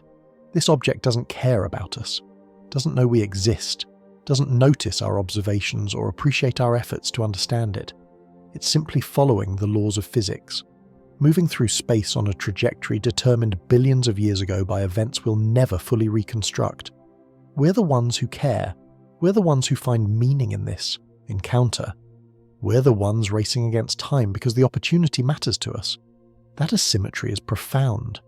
We're not important to 3i Atlas, but 3i Atlas is important to us. Not because of what it is, a lump of ice and dust and frozen gases, but because of what it represents, a connection to deep time, to ancient stellar environments, to the vast galactic ecosystem we're part of but rarely encounter directly. When we observe 3i Atlas, when we measure its spectrum and calculate its trajectory and model its composition, we're doing more than gathering data. We're reaching across the void, touching something older than our world. Learning from a messenger that carries information we can't obtain any other way, that's worth doing. Even if it's difficult, even if we're racing against deadlines, even if most of what we want to know will remain unknown, the attempt itself has value. The effort itself is meaningful. Because this is what consciousness allows, the ability to notice, to wonder, to care about things beyond immediate survival needs, to dedicate resources to understanding simply because understanding is valuable in itself. Not every species would do this. Not every civilization would build telescopes and train specialists and coordinate global observation campaigns to study a passing comet. That we do says something about human nature, about what we prioritize, about what we consider important. We're the species that looks up, that asks questions, that seeks patterns and builds explanations, that tries to understand not just our immediate environment, but the cosmos entire. That trait has driven us from caves to cities, from mythology to science, from ignorance to increasing comprehension. 3i Atlas is the latest chapter in that story, the latest opportunity to exercise our curiosity, the latest challenge to our understanding, the latest reminder that the universe is vast and old and full of things we're only beginning to discover. And when it leaves, when it fades beyond detection and continues its journey through the galaxy, something will remain. The data we collected, the papers we published, the understanding we built, the lessons we learned about how to study these objects, but also something less tangible, the memory of having witnessed something rare, the knowledge that for a brief time we shared space with a visitor from elsewhere, the satisfaction of having paid attention, of having cared enough to look carefully, of having tried to understand. That stays with you, that becomes part of your story, part of what defines your relationship with the cosmos. You saw 3i Atlas. You were part of the generation that detected the third interstellar object. You participated in the beginning of a new field of astronomy. Years from now, when the catalogue of interstellar objects numbers in the hundreds, when this kind of discovery is routine, people will look back at these early detections with nostalgia. They'll say we were pioneers, that we figured out how to do this work when everything was new and uncertain, that we laid the foundations, and they'll be right. Every observation campaign teaches lessons. Every dataset reveals challenges that weren't anticipated. Every attempt to interpret unusual chemistry pushes theoretical understanding forward. The work being done now on 3i Atlas will inform how future objects are studied. The methods being developed will become standard. The questions being asked will define the field. That's legacy. That's how knowledge accumulates and fields mature. Through early efforts that are necessarily incomplete. Through mistakes that teach important lessons. Through gradual refinement of technique and theory. Through building communities of expertise. 3i Atlas is catalyst. It's forcing development of capabilities and methods that will persist long after this particular object is gone. It's training researchers in interstellar object science. It's demonstrating what's possible. It's inspiring students to pursue this area of study. The impact extends beyond the immediate scientific findings, beyond whether we ultimately explain the nickel emission or determine precise composition, or identify the origin star system. The impact is in what this does to the field, how it changes what we think is worth studying, how it shifts priorities and resources. Before 2017, before Oumuamua, interstellar objects were theoretical. We knew they must exist. Planet formation is messy. Objects get ejected. Some of those objects must end up wandering between stars. But we hadn't seen any. They were abstract possibilities rather than concrete targets. Now they're real. We've observed 3. We're detecting more. They're part of the astronomical landscape, part of what we study and think about and incorporate into our models of how the galaxy works. That shift from theoretical to observed is profound. It opens new research directions, creates new opportunities, justifies new proposals and new missions. The entire field is different now than it was a decade ago. And 3i Atlas is part of that transformation. So when we ask what this means, when we wonder why it matters, the answer operates on multiple levels. Scientific discoveries, yes, but also methodological development, community building, inspiration, the expansion of human awareness to include these ancient wanderers as part of our cosmic neighbourhood. We're not alone in the solar system, not in the sense of aliens or life or intelligence, but in the sense that we share this space with visitors, objects from other star systems passing through, carrying information from elsewhere, connecting us, however tenuously, to the broader galactic environment we're embedded in. That's what 3i Atlas represents: connection, continuity. The knowledge that we're part of something larger than our solar system. That matter flows through the galaxy. That's stellar. Systems aren't isolated. That what happens elsewhere eventually arrives here, and what originates here eventually departs. We're participants in galactic ecology, in the exchange of material between stars, in the slow mixing of chemistry across vast spaces over deep time. 3i Atlas is evidence of that participation. Proof that the boundaries we draw around our solar system are permeable, that we're not separate from the galaxy but integrated into it. And there's something beautiful about that, something profound about watching this visitor pass through, something that puts our existence in perspective. We're temporary residents of a small planet around an ordinary star in one spiral arm of a galaxy containing hundreds of billions of stars. We exist for cosmically brief timescales. We're insignificant in the grand scheme, but we're also the part of the universe that notices, that wonders, that tries to understand. We're consciousness. We're awareness. We're the cosmos examining itself, trying to comprehend its own nature. 3i Atlas doesn't know that, can't know that. It's not conscious, it's physics and chemistry. Momentum and gravity and sublimation. It follows laws without awareness, exists without purpose, travels without destination. But we notice it, we track it, we study it, we find meaning in it. Not because the meaning is inherent to the object, but because we bring meaning to the observation. Because we're capable of caring, of finding significance, of connecting this particular observation to larger questions about existence and origins and cosmic history. That capacity to find meaning, to generate significance, to care about understanding, that's what makes us remarkable. Not our technology, though that helps, not our intelligence, though that matters, but our curiosity, our drive to know, our refusal to accept mystery without investigation. 3i Atlas activates that drive, challenges us, demands explanation, rewards attention with discovery, and in doing so, it makes us more than we were, more knowledgeable, more capable, more connected to the cosmos we're trying to understand. When it leaves, we'll be different than we were when it arrived. Not dramatically, not obviously, but measurably. We'll know more. We'll have better methods. We'll have answered some questions and identified others. We'll be a little bit closer to comprehension, and that's enough. That's sufficient justification for all the effort, all the telescope time and analysis hours and proposal writing and coordination, all the late nights and missed observations and frustrating ambiguities. All of it worthwhile if we learn even a little, if we push understanding forward even incrementally, because that's how progress happens, not through sudden breakthroughs that solve everything, through accumulation, through many small advances, through incremental improvements in technique and theory, through patient, sustained effort over long timescales. 3i Atlas is one advance, one increment, one small step in the long journey toward understanding. It's not the destination. It's not even particularly close to the destination, but it's movement in the right direction, and that's what matters. 60 days until goodbye, now fewer than that.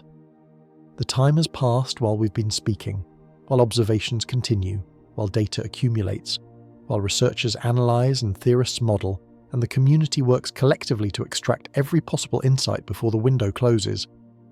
There's a bitter sweetness to this moment. The excitement of discovery mixed with the melancholy of impermanence. We're witnessing something rare and we know it won't last. We're learning, but we're also losing. Every day brings new data, but also brings us closer to the end. That tension defines the experience, makes it intense, makes every observation feel precious, makes you appreciate what you have while you have it because you know it's temporary. And isn't that true of everything? Isn't all experience temporary? All observation fleeting? We exist in the present moment. The past is memory. The future is projection. What's real is now, and now is always slipping away. 3i Atlas teaches that lesson viscerally. You can't procrastinate. You can't assume there will be more time later. Either you observe now, or you miss the opportunity. Either you make the effort while the window is open, or you accept that you'll never know what you might have learned. That clarity, that certainty about consequences focuses attention, makes you prioritize, makes you think carefully about what matters most, because you can't do everything, you can't answer every question, you have to choose. And choosing is hard. Every observation you make is an observation you didn't make of something else. Every hour spent analysing one aspect is an hour not spent on another. Resources are finite, time is limited, choices have consequences. The team studying 3i Atlas are making those choices every day. Which wavelength ranges to observe, which molecules to prioritise, how to balance broad surveys against detailed follow-up, whether to confirm previous measurements or search for new phenomena. There are no perfect answers, only trade-offs, only decisions made with incomplete information and uncertain outcomes. Only the hope that you're choosing wisely, that what you learn will justify what you gave up learning, that future historians will look back and say, you focused on the right questions, but you won't know for years, maybe decades, whether the choices made now were optimal, whether different priorities would have yielded better understanding, whether something crucial was missed because attention was directed elsewhere. That uncertainty is part of the human condition.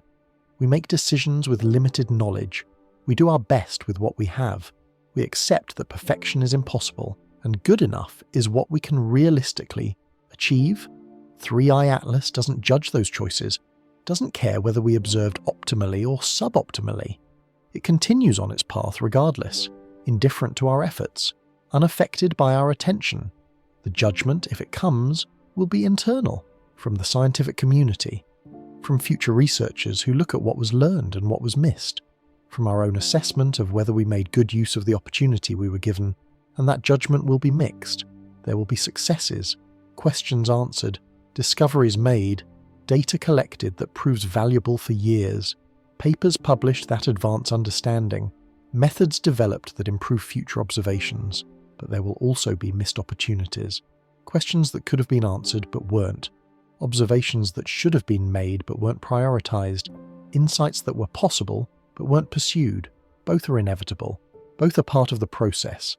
Science isn't perfect. Scientists aren't omniscient. We do what we can with what we have.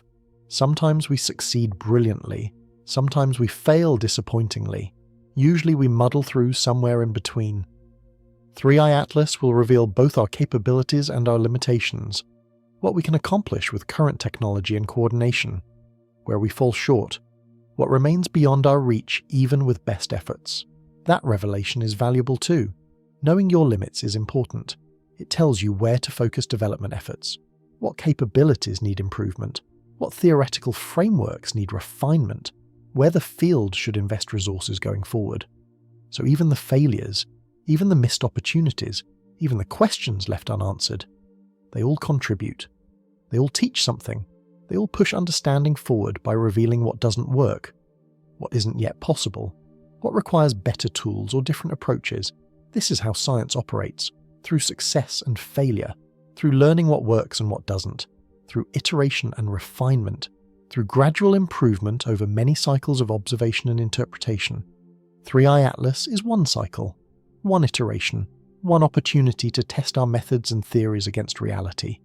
And reality, as always, is more complex than we anticipated, more interesting than we predicted, more challenging than we hoped. But that's good. That means there's still mystery, still room for discovery, still opportunities for future researchers to make contributions.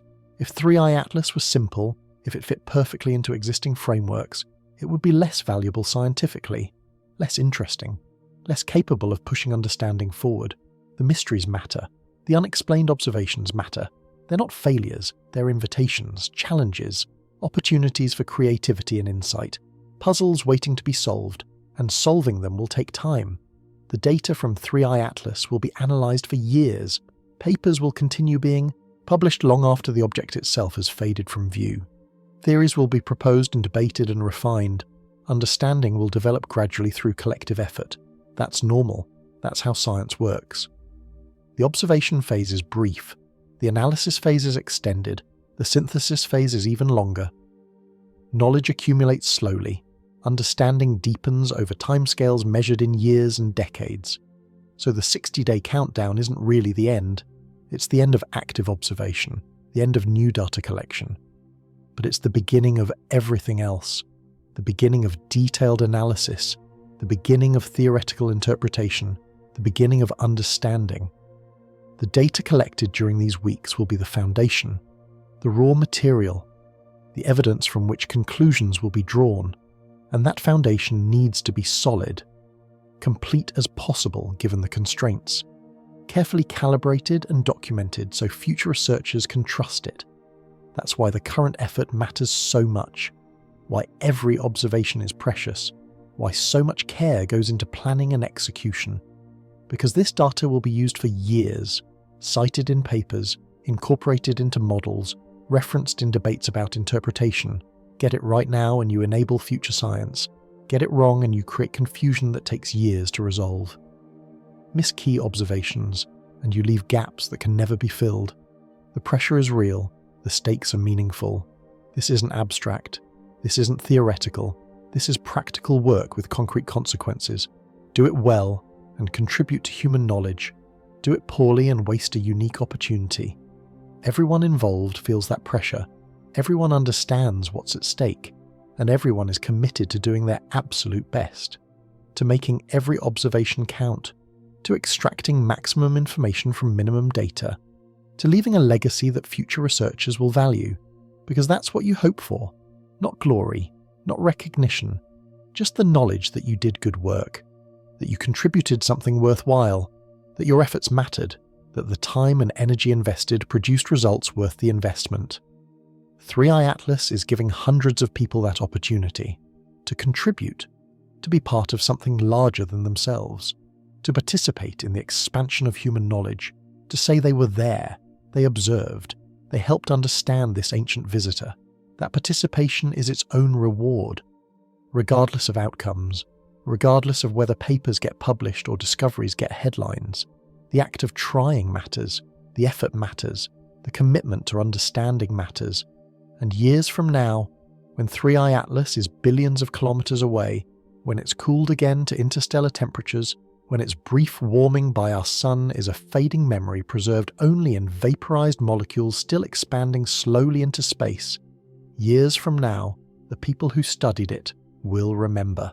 They'll remember the urgency, the excitement, the late nights analyzing spectra, the frustration of cloudy weather on critical observing dates, the satisfaction of successful observations, the thrill of unexpected findings, the camaraderie of working with colleagues toward common goals.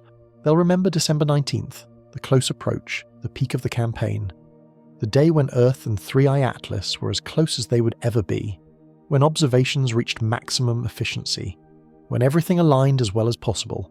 Some of them will remember it as the highlight of their careers, the most intense, the most meaningful. The time when they felt most connected to the cosmic story humanity is trying to tell.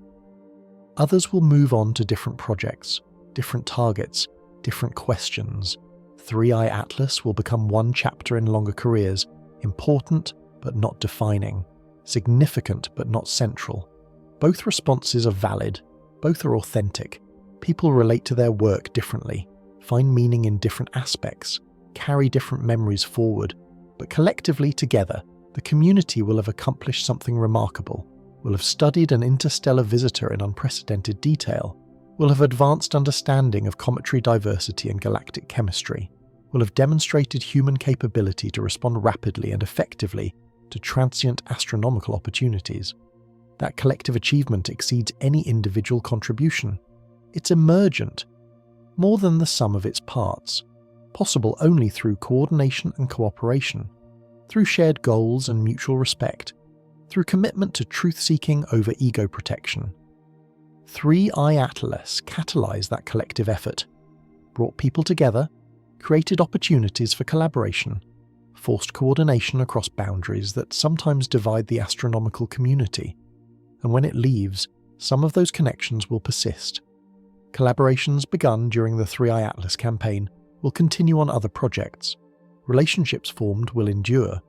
Methods developed will be applied elsewhere. The community will be stronger for having worked together intensively on a shared challenge.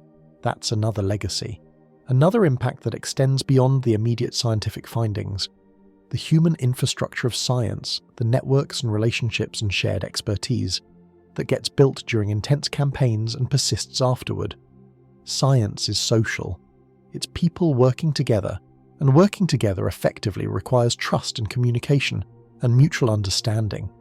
Those qualities develop through shared effort, through facing challenges collectively, through succeeding and failing and learning together.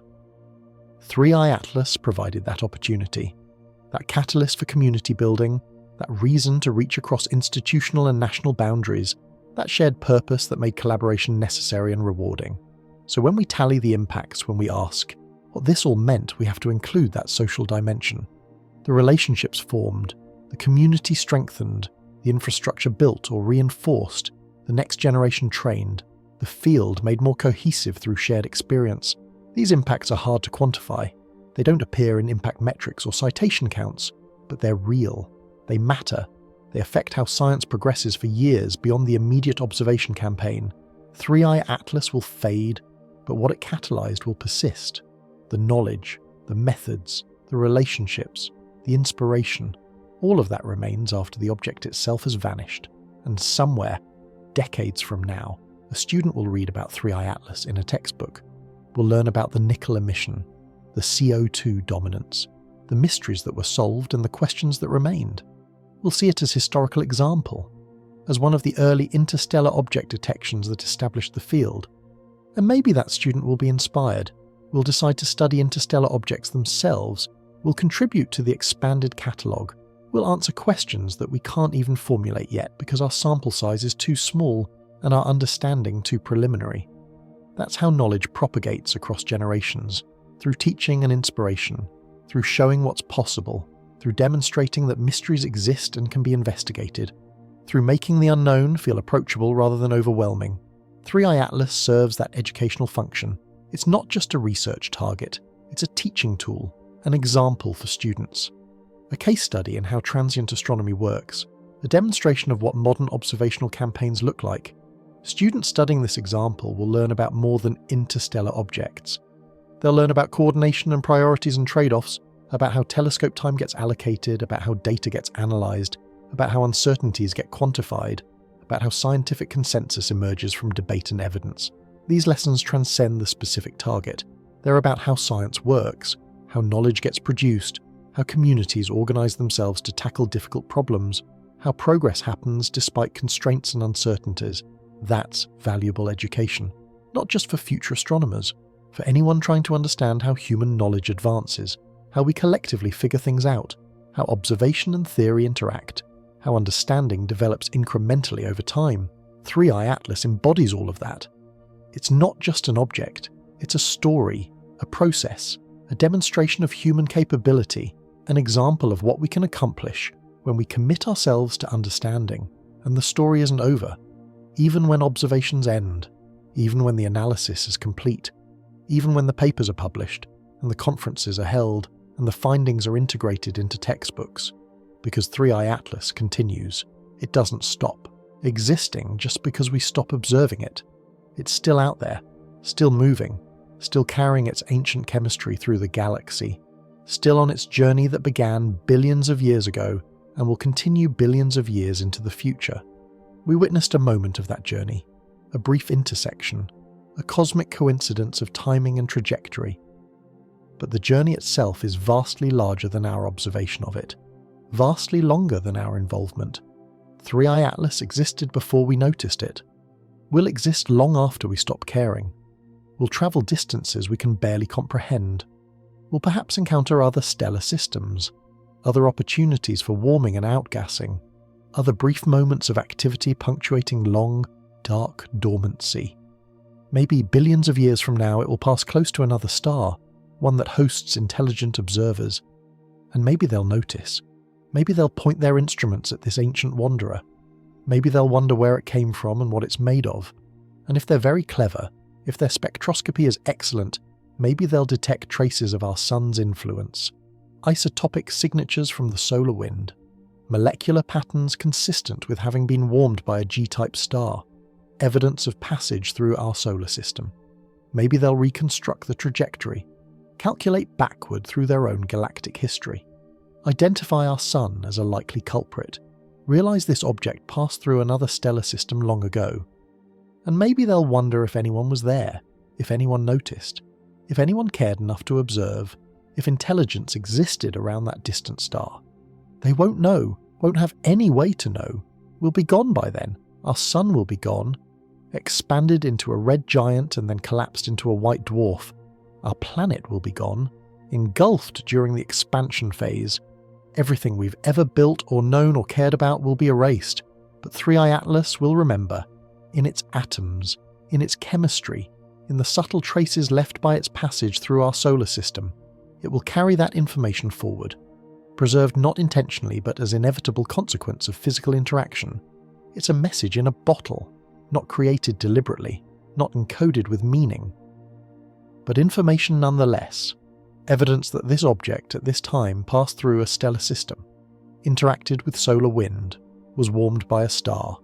Maybe that evidence is readable. Maybe those future observers will extract it. Maybe our existence will be inferred from chemistry long after we're gone, or maybe not. Maybe the signatures are too subtle, too degraded by cosmic ray bombardment and chance encounters, too ambiguous to distinguish from noise. Either way, 3i Atlas connects us to deep time, to past and future both. It came from ancient conditions, carries information from billions of years ago, and will carry information about us billions of years forward. We're part of its story now, part of its history. One brief chapter in a journey that spans the age of the universe. We touched it. With our observations, with our attention. With our instruments gathering photons that left its surface, that contact is real, physical. Photons that bounced off 3i Atlas entered our detectors, were converted to electrons, were measured and recorded. The interaction happened. The connection was made. We are entangled with this object now. Not quantum entanglement, but historical entanglement, causal connection. Our existence affected its story because we observed it, recorded it, incorporated it into human knowledge, and it affected us, changed what we know, challenged our models, inspired our efforts, became part of our collective narrative about the cosmos. That mutual influence, that reciprocal impact, that's what relationship means. Not consciousness, not intent, just interaction. Just the fact that two systems, 3i Atlas and humanity, intersected and influenced each other's trajectories. Our trajectory was changed more than its. Our knowledge increased, our capabilities expanded, our understanding deepened. 3i Atlas merely continued its journey, perhaps slightly deflected by solar gravity, perhaps outgassing slightly differently because of solar heating, but fundamentally unchanged. Yet both are different for having encountered each other.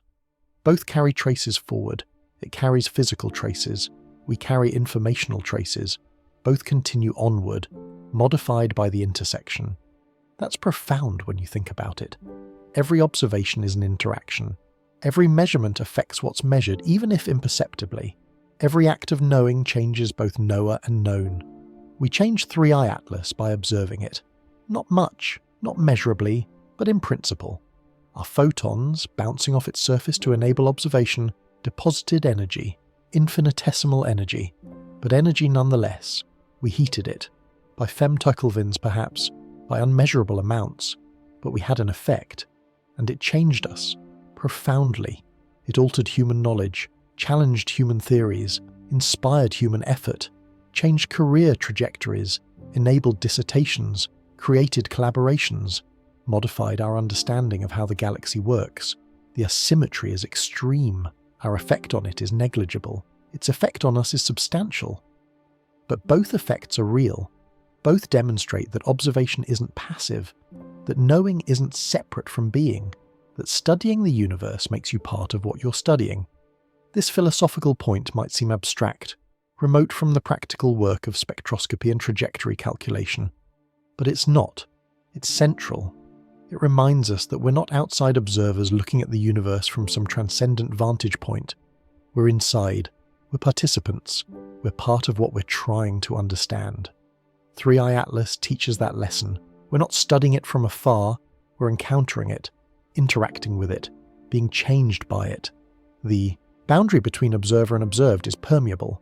The distinction is useful but not absolute. We are the universe studying itself.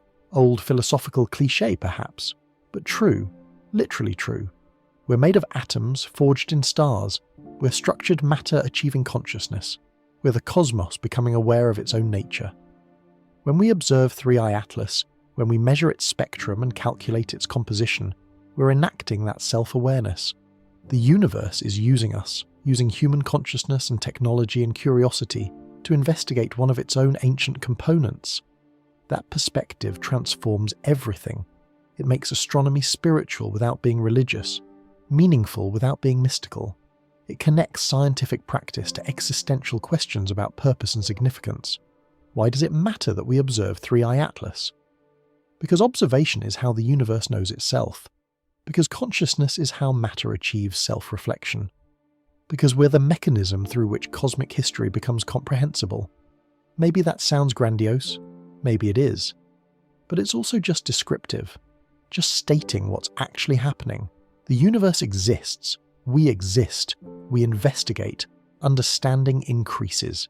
That's the process, that's what's occurring.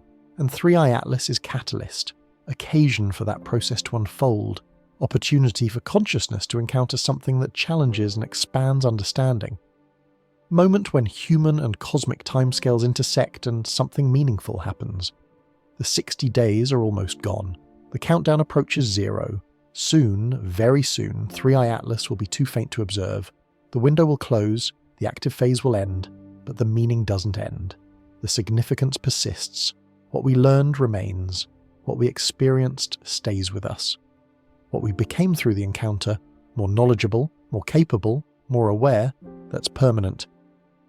3i Atlas changes us and moves on, continues its journey unchanged by our attention, returns to darkness, to cold, to the vast spaces between stars where time passes without event and distance accumulates without drama.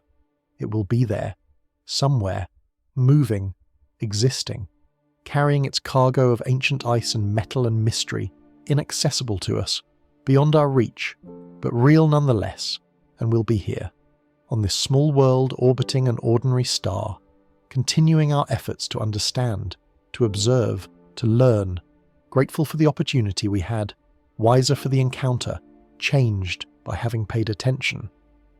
That's the story. That's what these 60 days meant. That's why it mattered. Not because we solved every mystery. We didn't. Not because we answered every question. We couldn't. Not because we achieved perfect understanding. That's impossible. But because we tried. Because we noticed.